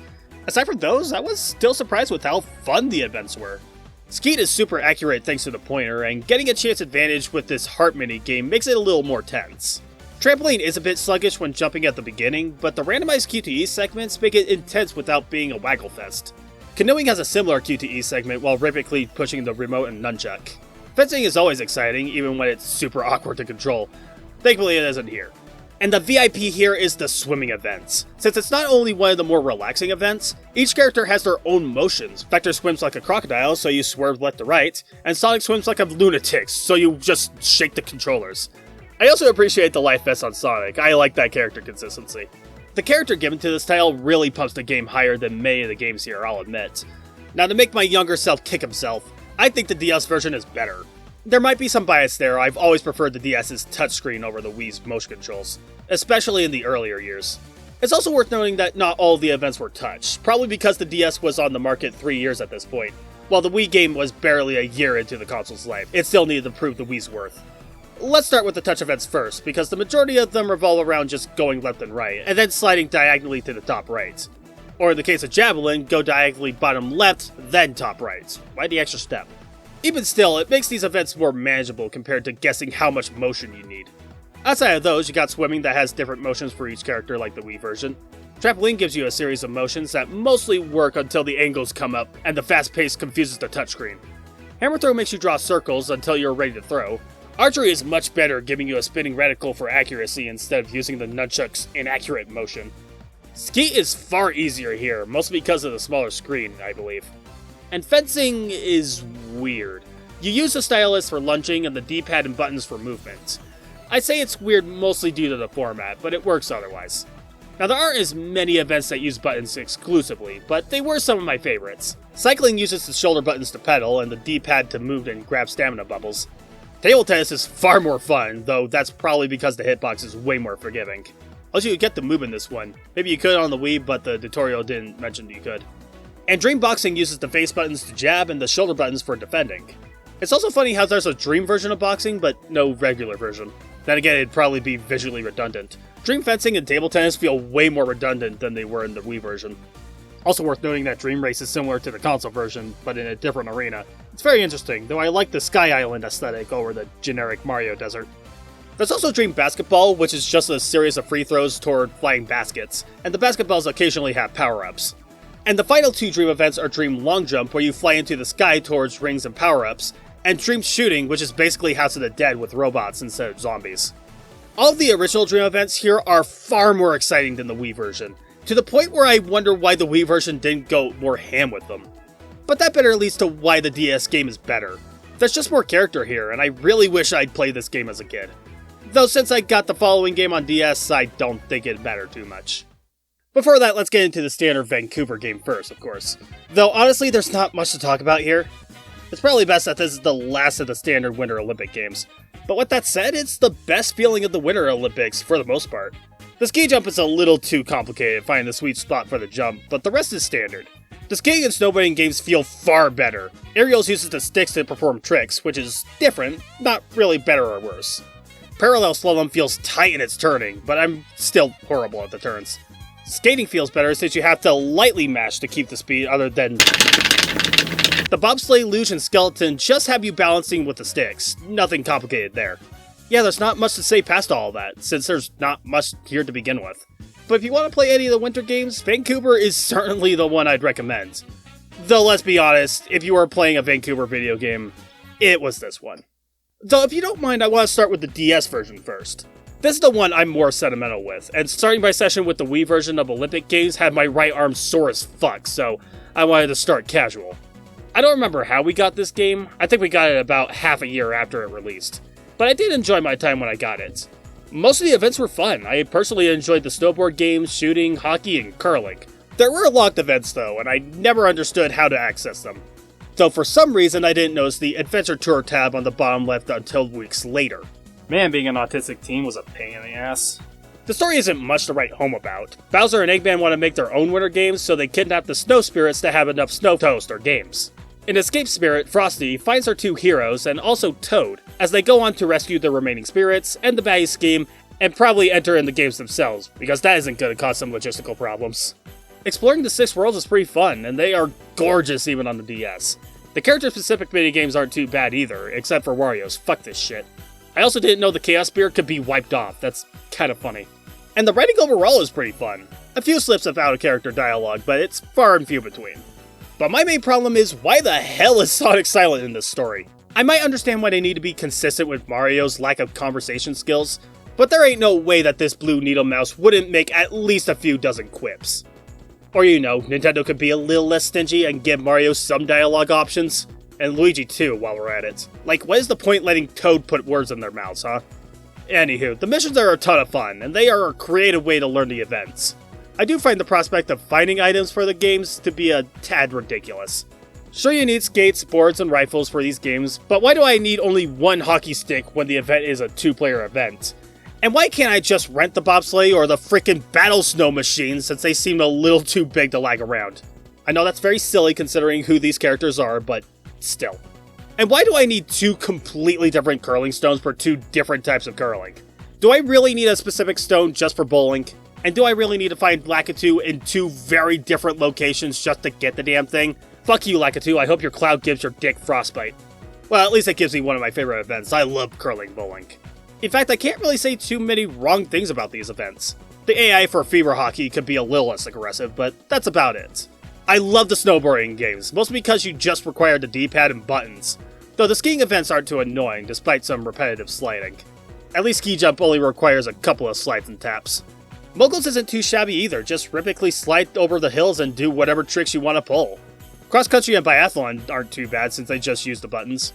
Though the dream version of shooting does use touch, thankfully it just makes you tap, even if the hitbox seems a little more wacky than I remember. Speed skating is the sole reason I complain about using shoulder buttons for these events, because this is so much less egregious than... And figure skating has you following a trail and doing the tricks that they offer you. Both forms of hockey are as savage as you expect, and both forms of curling are as relaxing as you expect. I don't understand why basic curling has stones in front of the circle. That's not how curling works. And the sole dream event that isn't based on any sport is the snow machine battle. Funnily enough, it's not as epic as it sounds. It's still fun though. If you're not in the mood for the story mode, there's even some party games if you want a more random sequence of events. Bingo and Lucky Spin are what they say on the tin, but does anyone understand Wildcard? 16 years later and I'm still confused over this. This is still a fantastic time. Probably the game I'd recommend the most. Though there are some games after this I haven't touched yet. I doubt anything will top it. Now with that said, I was going to be a lot more critical with the Wii game. We got this game when our local video store was going out of business. I didn't know I still had the sticker on this case. But when I played it, I wasn't loving it. The motion controls felt so unresponsive for me, so I quit after maybe 20 minutes or so. When I played it for the video though, I don't get why. I was having just as much fun as the DS version. Granted, I don't think it's as good. The festival mode isn't exactly as appetizing as a full-on story mode, and the party games aren't as interesting. Then again, Bingo and Lottery aren't too much more exciting than shooting balloons, Budget Wheel of Fortune, or Pogo Pandemonium without the Pogo. But I was surprised at how decent the motion controls were. They weren't 100% precise. Speed skating 500 meter is a bit of a pain to get the rhythm down, and Luge and Bobsleigh feel a bit too clunky to get any speed out of them. Still got first place for some reason. I feel like I didn't deserve that win. The rest of the events felt right though. The other speed skating event was much more manageable, just wiggle and turn, not as complicated as moving left and right in an invisible rhythm. Figure skating has a lot of motion commands to sync to the music, including the motionless command, go figure. Heh, figure. The skiing and snowboard down hills feel no different from each other, but they still feel easy enough to get the feel for. And pulling off tricks for moguls, snowboarding, and halfpipe is way too fun, as you just wiggle the Wiimote as much as you want. I complain about motion controls a lot, and I just praise these events for constant motion controls. What the hell's wrong with me? Also, I find it funny how the console game has normal halfpipe, and the handheld game has a dream version of halfpipe. Yeah, funny that. Curling removes the pre-placed stones and makes the turning part of the push. The sweeping feels clumsy though. Maybe it's because I'm pretty close to the sensor bar, though this is the only time where that's ever been a problem. The only event I felt was better on Wii is hockey, believe it or not. You move with the stick, pass with the A button, and you shoot the puck in the goal with movement. Also, because the goalie is more resilient here, a fully passed puck only distracts, and you have to get aggressive to get a point. That's much more hectic and thus more exciting. The Dream variant isn't as cool though, just Lakitu dropping items instead of a slot machine on the side of the arena. The Dream events are really good though. Skiing in Seaside Hill, snowboarding in Radical Highway, ski jumping in Good Egg Galaxy, bobsleighing in the Nocturnus Temple, and transporting into the Hero's special stage. Was this made to piss Sonic fans off? It's certainly pissing me off. And having a skating relay in Egg Factory from Sonic Riders, that was great to see. Now I just need another good Riders game without the motion controls and I'll be happy. No, Crossworlds is not enough. I don't care if they have the extreme gear, they don't feel as slick, and I want the air system, goddammit. Dream figure skating is so fun, with the Mario medley having you chase a Starman in Bowser's Castle, and the Sonic medley having you collect emeralds to fight Perfect Chaos. That's insane as hell, I love it. And Dream Curling is bowling like the DS game, but it's actual bowling with some obstacles, items, and an extra point Goomba. I thought he was just supposed to be in the way until I hit him accidentally, but it's still curling bowling. It's a lot of fun. The original Dream events are kind of weird though. One is a snowball fight, which is a bit mundane and aiming is kind of crap. It's just not Snow Machine Battle is all I'm saying. And I don't understand Dream Gliding. Not in a gameplay sense, though it is the only event that doesn't have motion controls for some reason. It just doesn't feel like a winter event, so it sticks out like an arrow to the knee. At least it's kind of fun, so I can't be too hard about it. The whole game was certainly a fun time all around. I'm glad my memory steered me wrong in this instance. Now we have one more official Olympics title before it's all Mario and Sonic from here on out. Well, until 2020, the one that technically didn't happen. That's interesting to think about, but we'll talk about that momentarily. We're in London this time, being made by Sega Wholesale, not Eurocom, with their Australian division. I can't say if this was fitting or ironic, given the country's history. If you're Australian, please tell me in the comments how insulting this is, and if it's not, then fair. I just need engagement, please. This was a lot of work. But you can definitely tell it's Australian-made because those announcers are definitely not British. Every Olympics has a superstar, and there's every chance that this athlete could be the face of London 2012. Just jumping up and down isn't going to score him any points here. Well, confidence is clearly starting to grow, and it's another point won for him. Well, that was an average performance. You're average! Now, as for the game, I'm glad to say that we're ending on a somewhat strong note. Starting with the track events, they go back to being button mashers, but they encourage you to not mash as fast as you can this time, only mashing enough to keep it to the bar here. Cycling does this too to an extent, but it feels so restrictive, more so than the event was previously. The swimming events do mashing, though only for the starts, as you use the sticks afterward, like they were the past couple of times. This time you push them down instead of rotating. It's different, and that's all it is. Weightlifting does a similar move, mashing for building power and keeping balance, while you lift by pushing down and then up on the sticks. I kinda like this version a lot. Javelin works fine enough, building speed like the track events, holding back on the stick for the angle, and then pushing forward to launch. That's similar with shot put, mashing for the hold and pushing the left stick for the perfect time. Angling for discus is a bit confusing, since the line is far too light. I didn't even know a line was there until I reviewed the footage. I certainly don't like how the sticks are used for triple and long jump. They make you use the left stick for the angle, which I feel is too inaccurate. But for table tennis, I initially scoffed at it for using the right stick for shots. But it actually works quite well, I'm shocked. I like this event a lot, certainly better than the previous attempts.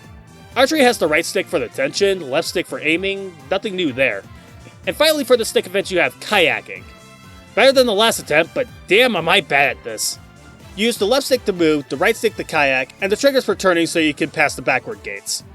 To transition to the trigger games, Skulls was awkward. You have to press the triggers to stroke, and the rhythm is awkward as shit. Look at me at dead last, the weak-ass motherfucker. Skeet shooting doesn't have the locked lines like previously, but I somehow got into this version better without it. Maybe I just got the hang of the timing. But I think using the trigger for the shot is so obvious. I'm surprised it hasn't been used until now. Same with rapid fire pistol, though I was less accurate this time. It's definitely on me here. I was sleep deprived when I was playing at this point. Now for the rest of them, horse trampoline and diving boil down to QTEs, while volleyball just has you pressing A under a target or in front of the ball. I wasn't big on this one, a little dull for my tastes. That aside, I didn't mind London. I wonder what the Kinect content would feel like though. I'll worry about that one another time. I'm not in the mood to deal with slanted walls today. Kinda why I didn't pull out the balance board for Mario and Sonic Winter Olympics.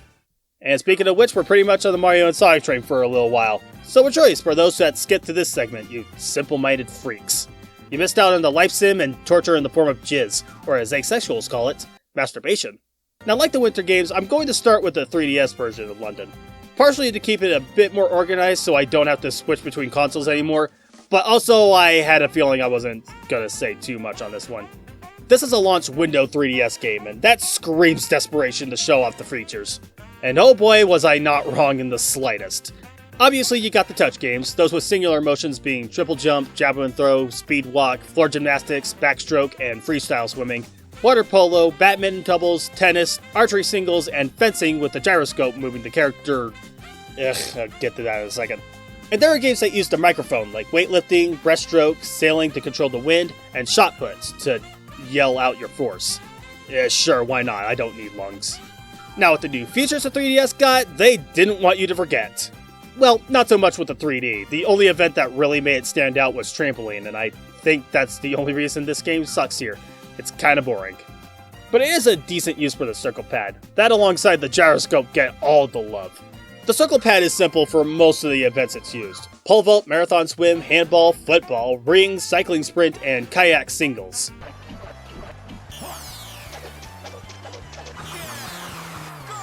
Great use of the D-pad, fellas. Seriously, that only lasted 4 seconds. And for the gyroscope, some of them work with it best, like skeet, team archery, and basketball, since it's just another free throw. And I guess it works for the balance beam, though I feel it can't understand the nuances half the time. However, the problem with the gyro is that it's being used in events that it shouldn't be used. Why does triple jump use the stylus, but long jump makes you tilt the system to jump? Why do I need to rotate the system to swing the hammer? Why use it when I dance in the water with 4 people when dancing in the water with 2 people is just a rhythm game? Why do I need to stroke in quadruple skulls with the gyro when a stylus swipe or button press would suffice? Why do you need to balance the bike with gyro and BMX when a button press would be much less of a hassle? I hate trying to balance when I'm playing the show jumping or canoe slalom. And how you get a good time in the latter event? I'm mashing and mashing, balancing the best I can, but the timer is going way too fast and I seem to stay slow. It's almost like the games were made to showcase the tech rather than, make them fun. It's not like the button games were even that fun either. Like the hurdles is just a memory game, and the 1500 meter run changing the controls for really no reason other than variety, I guess. Steeplechase seems like a press or lose situation. It's just an auto runner and you press the A button when you realize the obstacle is suddenly on the screen, and you panic and you lose, and you want to throw the 3DS in the trash. Speaking of which, fuck Taekwondo. The CPU opponent gets 7 hits on you while you're trying to figure out how the one button system works. Yeah, some of these games should be a lot more complicated. I already talked about football and handball. This should just be a full game of football altogether. And 1500 meters isn't even the full 1500, just the final lap or so.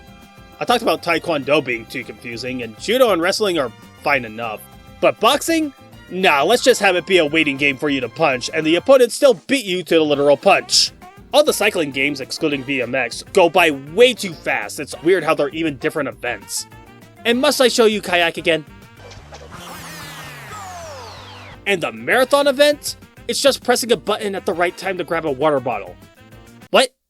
I legitimately thought this was filler for the story mode. But no, it's just a random event for some reason. Also yeah, there is a story mode like Winter DS, but it's nothing special. Bowser and Eggman fill London with colorful fog that create clones of the contestants, because their invitations were late.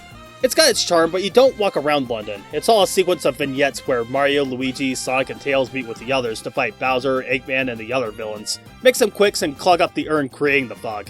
It's fine, but it doesn't make the game any better. And to end on the biggest slice of horseshit about the game, the events are character locked. Each of the characters are split into 5 categories: heroes, challengers, wild ones, tricksters, and girls. This was 2011, what the fuck is this? It makes the events feel limiting doing it this way. Like, I get some events would feel weird, but that was always the fun. Let me have Daisy lifting weights. Let me make Donkey Kong ride a horse. Let me have Eggman and Bowser play volleyball outside of the story mode. This is stupid. This whole game is stupid. Damn, I thought I wanted to spend too much time on this. But with all that said, it only makes the Wii version much better in comparison. There is some favoritism here, as I did play this game a ton when it came out. Well, year 1 at least. I can't believe I got this game on my birthday. Other people got cars on their Sweet 16.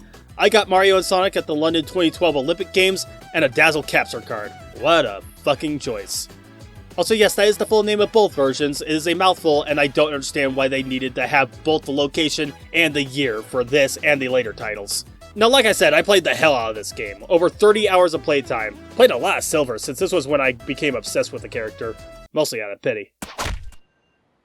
And I also used Mii version of several of my characters at the time. Jayson, that was the name I chose, huh? Don't judge me, we're all cringe in our own special ways. It's not like the whole game is out of this world, it really isn't. Especially going back to it over a decade of not playing it. But I really enjoyed my time with it at the time. It helps that the majority of the sports are just fun to play. I mean, the track events are just waggling, and I know what I said about football for the 3DS portion, but it doesn't mean I like the full game here. Passing just seems a little too inaccurate to get any fun here. It makes sense why this was my least favorite event. Only one time, damn. But I dug the rest. Getting the force, the rhythm, and the angle for the field events, swinging at the beat with the gymnastic events, Seeing all the different styles for swimming, finding the most ridiculous team of synchronized swimmers and fumble the whole routine because the motion controls can never be perfect. Getting excited when you actually get the horse to do the tricks you want it to do, this is the best version of the question by far. Okay, table tennis kinda sucks at points, but it's a fun exercise routine. Fencing is also jank, but damn is it easy to break since they don't break the action each touch. Shooting and cycling were always the best of the normal events, the former just being perfect for the pointer, and the latter is just fun to keep in line for optimal speed. But you know the deal, the best part of these were always the dream events, which makes the 3DS version even worse since it had none. These are the best of the series so far, probably overall. I don't remember Sochi's and I haven't touched the others. Starting off strong, Dream Long Jump is just a walk through the clouds and it's both delightful and chaotic at once. Dream Discus has you flying a giant spinning disc in Windy Valley, tornado and all. Dream Hurdles has you running in a circle and you get points for jumping over obstacles, the occasional Koopa shell, and even your opponents. Dream Fencing is just hitting 3 other people on a square plank. It's simple, but that's all you really need there. Dream Uneven Bars was always a favorite of mine, while also being a little on the simple side. Spinning on the bars and even grabbing opponents for extra points. It's just a fun idea. Same with Dream Trampoline. I played it so much that I forgot the original event didn't have the button and motion sequences. It's just exhilarating to get a good combo, and getting the rhythm on the sidelines is surprisingly fun as well. On the less positive side of events, I always had issues with Dream Equestrian. I always got caught in the traps, but it's just a fun visual of escorting the Yoshi eggs to the finish line. Dream Sprint is just worse Monkey Ball, where the ball expands when you move for some reason. But it's still Monkey Ball-esque, so I guess it's fun. And Dream Rafting and Spacewalk would be some of the better events in the game if you have friends to play with, but the CPU partners can be incooperative or just straight up get confused. Spacewalk also feels like you need extraordinary luck just to get on the podium. Stupid Dino Piranha piece of shit. Even with those issues, the game was a load of fun all the same, and it still is. Like I said, I played a ton of it to the point where I got all the gold medals and even got the records for all the events. I'm pretty sure of that. I played so much that I got so many of those raffle tickets for music pieces, for those who want the Mario Bros. 3 medley playing over Grand Metropolis. I mean, you'd be a psychopath, but you can do it. And I also used them to get some of the costumes to dress up your meat. What the hell? I even played a ton of that London party to try and complete this exhaustive list of challenges. It's nothing crazy, you just walk around London, talk to NPCs for events or minigames, and fill out your sheets with the stickers you collect for winning. I think I can get away with saying that this was better than the 3DS story mode, just because it actually feels interactive instead of being a glorified storybook. Like I said, it's not going to change your world, but for a party game, I think it's one of the best of its kind. I mean, maybe it's fun at a party, I can't say that with full confidence. God, I'm a lonely fuck.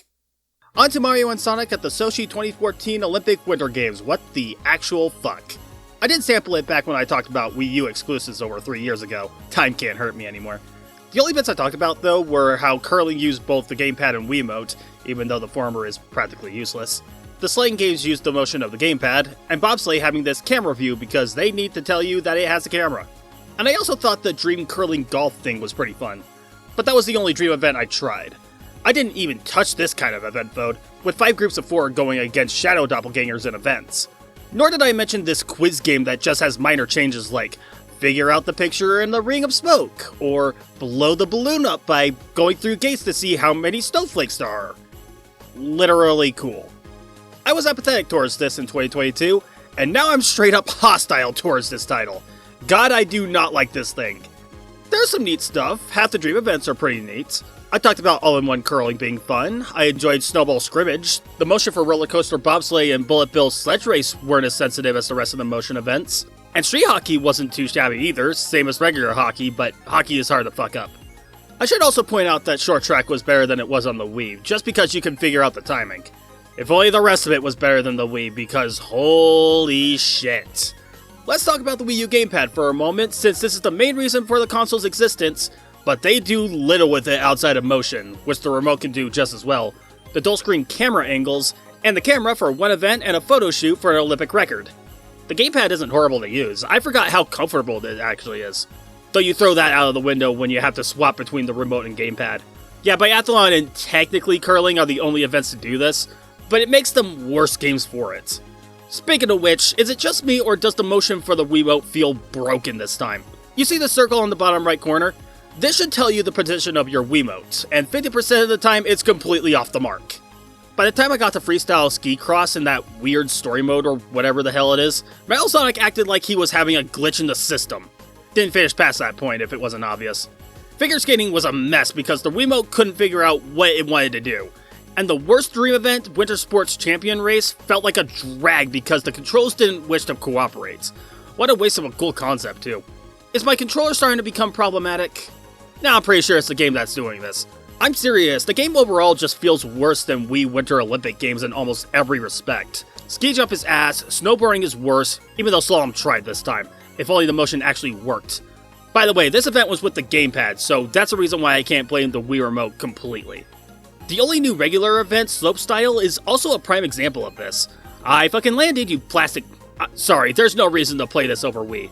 And I'm so glad they decided to forego the 3DS version, because I can only imagine how bad that could have been. Rio isn't much better, in fact I'd hardly say it's better at all. I mean, I love the expressiveness of Mario in both of the box arts. It's almost surreal how great these renders are. Oh, and if you're looking at Rouge and Rosalina on the Wii U box art and thought, oh thank god, new characters after 6 years of the same ass roster. Hold your horses, and I don't mean that as an equestrian pun. The only advantage Rio has over London is that, if you are not interested in the motion controls, none of the games involve it in any way whatsoever. That does make archery feel worse in my opinion, and swimming feels more basic as a result. It does however make equestrian, table tennis, and long jump better than ever. The new rugby is motion free alongside the already non-motion football and volleyball as God intended. Rhythmic gymnastics is now a standard rhythm game like it was in 3DS, and speaking of which, BMX and boxing exit 3DS hell and they also feel better, though I wouldn't have minded the motion option for the latter. But here's the kicker. That's kind of it. That's all the game has in terms of events, and frankly, content. It's cute that your Mii runs around the little beach, and I suppose there are stamps, flags, and tips to unlock in the Pasuda. Palsada? I actually don't know how to pronounce that. Glad to see Big here as well, but there's nothing here to unlock outside of guest characters. Yeah, guest characters. You also have to unlock the full Olympics mode in order to unlock them. I was not feeling it after playing all the events that are unlocked at the start anyway. I could play as Rosalina in gymnastics, I could play as Styx in archery, and I could play as Zabik in boxing. But I don't find most of these events gripping enough to play them over again just to play as these characters for these specific events. I'm at least glad I got the game at $40, the cheapest I've ever seen it. But it's not even worth half that with so little to play.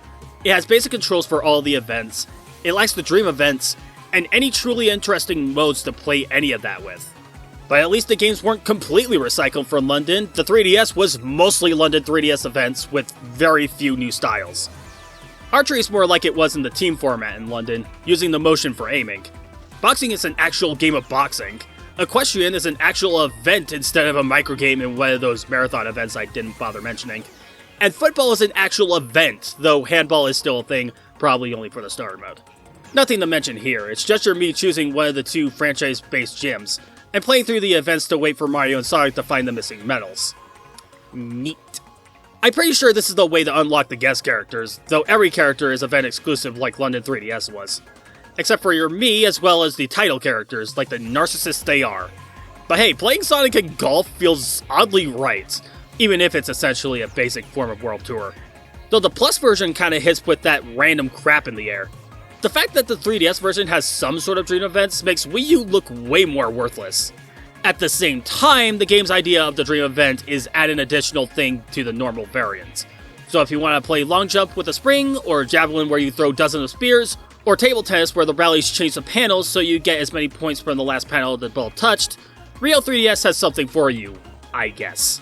I can at least say the 3DS is richer than Wii U, which is like saying a stale bread roll is better than a styrofoam peanut. But it's decent for what it is. I almost want to say it's better than London 3DS, but like that, I got my fill for now.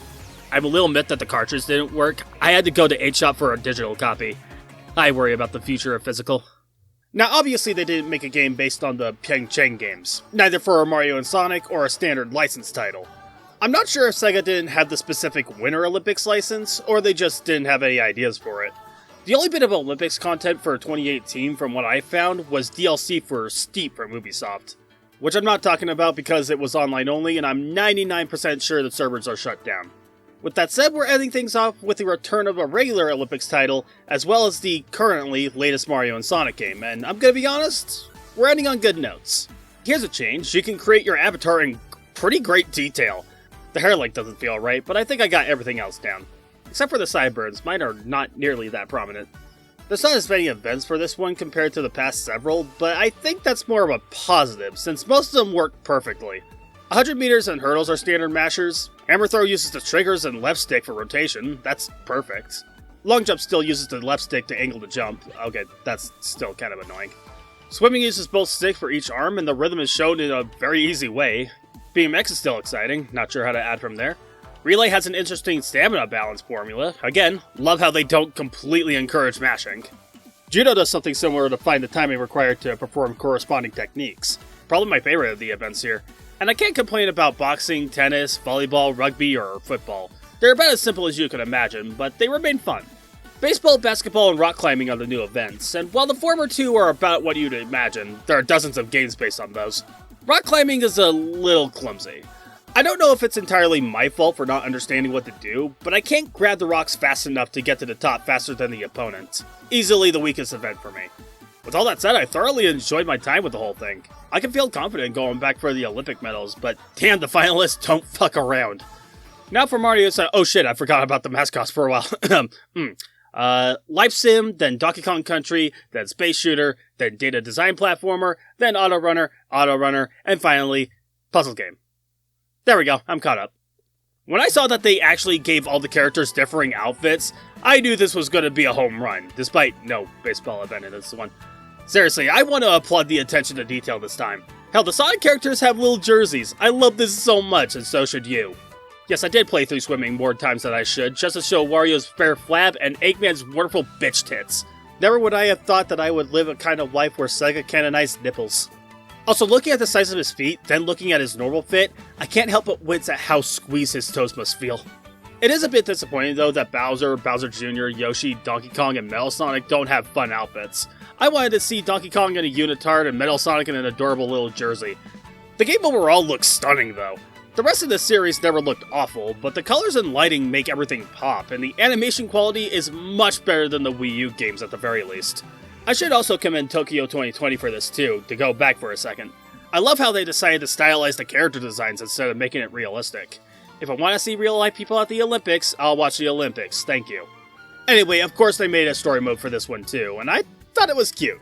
Eggman and Magic Koopa make a video game console to trap the heroes in, and Bowser decides to fuck it all up and have him, Eggman, Mario, Sonic, and Toad being teleported into the machine. And thus Luigi and Tails have to find a way to release them. And then Bowser Jr. becomes a little shit, steals it, and gives it to Eggman Nega to analyze the thing. And also creates a battery to ensure the Tori doesn't lose power, otherwise they get consumed by the darkness. That caught me off guard when I saw that. It's like I had some balls to pull that off. Though from what I know of Eggman Nega, I would think that he would get off of the suffering. Never would I have thought Eggman Nega would have a prominent role in a Sonic story a dozen years after being obsolete. But I guess they needed someone close to Eggman like Jr. is to Bowser. Sure, I suppose. Not significant enough to give him a permanent slot, he's still a guest character for Karate. In fact, half the guests return for Tokyo, and Toadette being a new one for Hurdles. Okay then. I do have to ask why Jet is stuck being a guest for football and not for the new snowboarding event. Was that just not too obvious, or did they not have the time? Whether or not they are the case, it's rather moot. All the events from Rio are ported in, except volleyball and BMX for some reason. And gymnastics is more floor exercises instead of rhythmic gymnastics. And they play way better than they were there, so suck it, Rio. And they bring back canoe, badminton, fencing, and discus from London, though the latter doesn't do constant motions. You just need to rotate once and motion for the angle. Before I get into the new events, I do want to commend the options. You can use buttons for every event, but if you want, and if the event allows it, you can use the motion controls for one or even both Joy-Cons. I rarely use the motion though, but when I felt it could enhance the events, I gave it a shot. Though I would like to change control options when you restart and not quit and go back, that's kind of annoying. But yeah, the new events, I liked all of them actually. Rock climbing is much more fun than Tokyo 2020, just aim and grab when the hand is over the rock. Surfing and snowboarding are so fun just to fuck around and pull tricks. I think about karate and remember Taekwondo from London 3DS, but this one is actually fair and fun. And then we have the Dream events. Dream Racing is basically a Sonic Riders level in a Forces stage. Ugh. Dream Karate has you launching opponents over tiles to gain points, kind of like Pogo Pandemonium from Crash Bash. I think I made that reference already. And Dream Shooting is an arena shooter where you hit targets and kites instead of the opponents themselves. Yeah, that's it. There's only 3 in total, which is unfortunate. Then again, I guess you can count these Tokyo 1964 games from the story mode as Dream events, but really, they just feel like track and field variants of the standard events, which I do find cute. I just kind of forgot to mention this, but it's also a cute idea to have everyone in their original sprites, but the styles do clash. Some would find it charming, and I do as well to an extent. But I wish the Sonic characters had 8-bit variants to blend in with the 8-bit world. It's just a nitpick, I suppose. But with all that said, I like this game a lot. I don't think it's better than Linden Wii or Winter DS, but I can say it's about as good as Winter Olympics on Wii. And it sucks because these two were so fun, I would have liked to see newer takes on the Winter Olympics for both. But after this, the IOC decided to not renew Sega's license to instead make mobile games with Enway, a company I don't know and don't care about, as well as focusing on esports and NFTs. Jesus Christ on a bike. Actually, IOC, how do you do esports without the E? Not that E. Maybe that E? I don't know. I'm just saying, do you think mobile games would keep the esports crowd that happy? Well, apparently it didn't, since they just recently gave the license back to Sega for merchandise and shit, which they should have done the whole fucking time. But hey, it's better late than never to learn that the crypto world is worth less than soot. You could have used that time for new Mario and Sonic games, new Olympic video games. Hell, you could have gone back to the drawing board for mascot video games with the rice panda or a giant red piece of shit, or these cute stoats with tiny white-haired sprites. Oh my god, this would have been a great time to make a Mario and Sonic game given 2026 was in Italy. God damn it, IOC, we could have had something here. Well, there's no use in talking about what could have been. We'll just have to wait and see what they do in the future, and if they make more games, I hope they're just as good as what we got in 2020. However, if they do decide to make games up to 2034, bring these guys back. Sega, Olympic Committee, Salt Lake City, I don't know who. I don't really care. Just make a game out of these guys. Make that Sly Cooper game, because I don't think Sony's going to make another one, and I'm tired of waiting. As for the rest of the games, I was surprised at how fun they could get. Less than half of them weren't very good. Very few of them were complete dumpster fires. And around a dozen of them tended to be mixed, to say the least. But when they're at least decent, I can consider them to be special for sports titles. I'd say the standouts were obviously the original Track and Field trilogy. International Track and Field 2000s on Game Boy Color was a neat surprise. The Sega Saturn games were fantastic. In fact, most of Sega's outings were pretty great, except for Beijing 2008, Mario and Sonic 2014, and 2016, both versions. And for the official Olympic games not made by Sega, Atlanta on PlayStation and Athens on PlayStation 2 seem to be the good ones. Though I would recommend Vancouver, London, and Tokyo over both of those. And with that said, I don't think I'm going to make another sports video. I have a strong enough relationship with the Olympics that I think it was appropriate, so don't expect any more of these types in the near future, if ever. By the time this video comes out, the 2026 Olympics would have been closed, and from what I saw, it was a lot of fun. I really enjoyed it. And it certainly showed the types of people that need to be supported, and the types of people that need to be ridiculed. If there's anyone that's watching this that is actually happy with the government trying to silence the athletes representing us, go fuck yourself. And to the US government, the only type of ice that we need is the type that we can skate on. Melt the rest of it.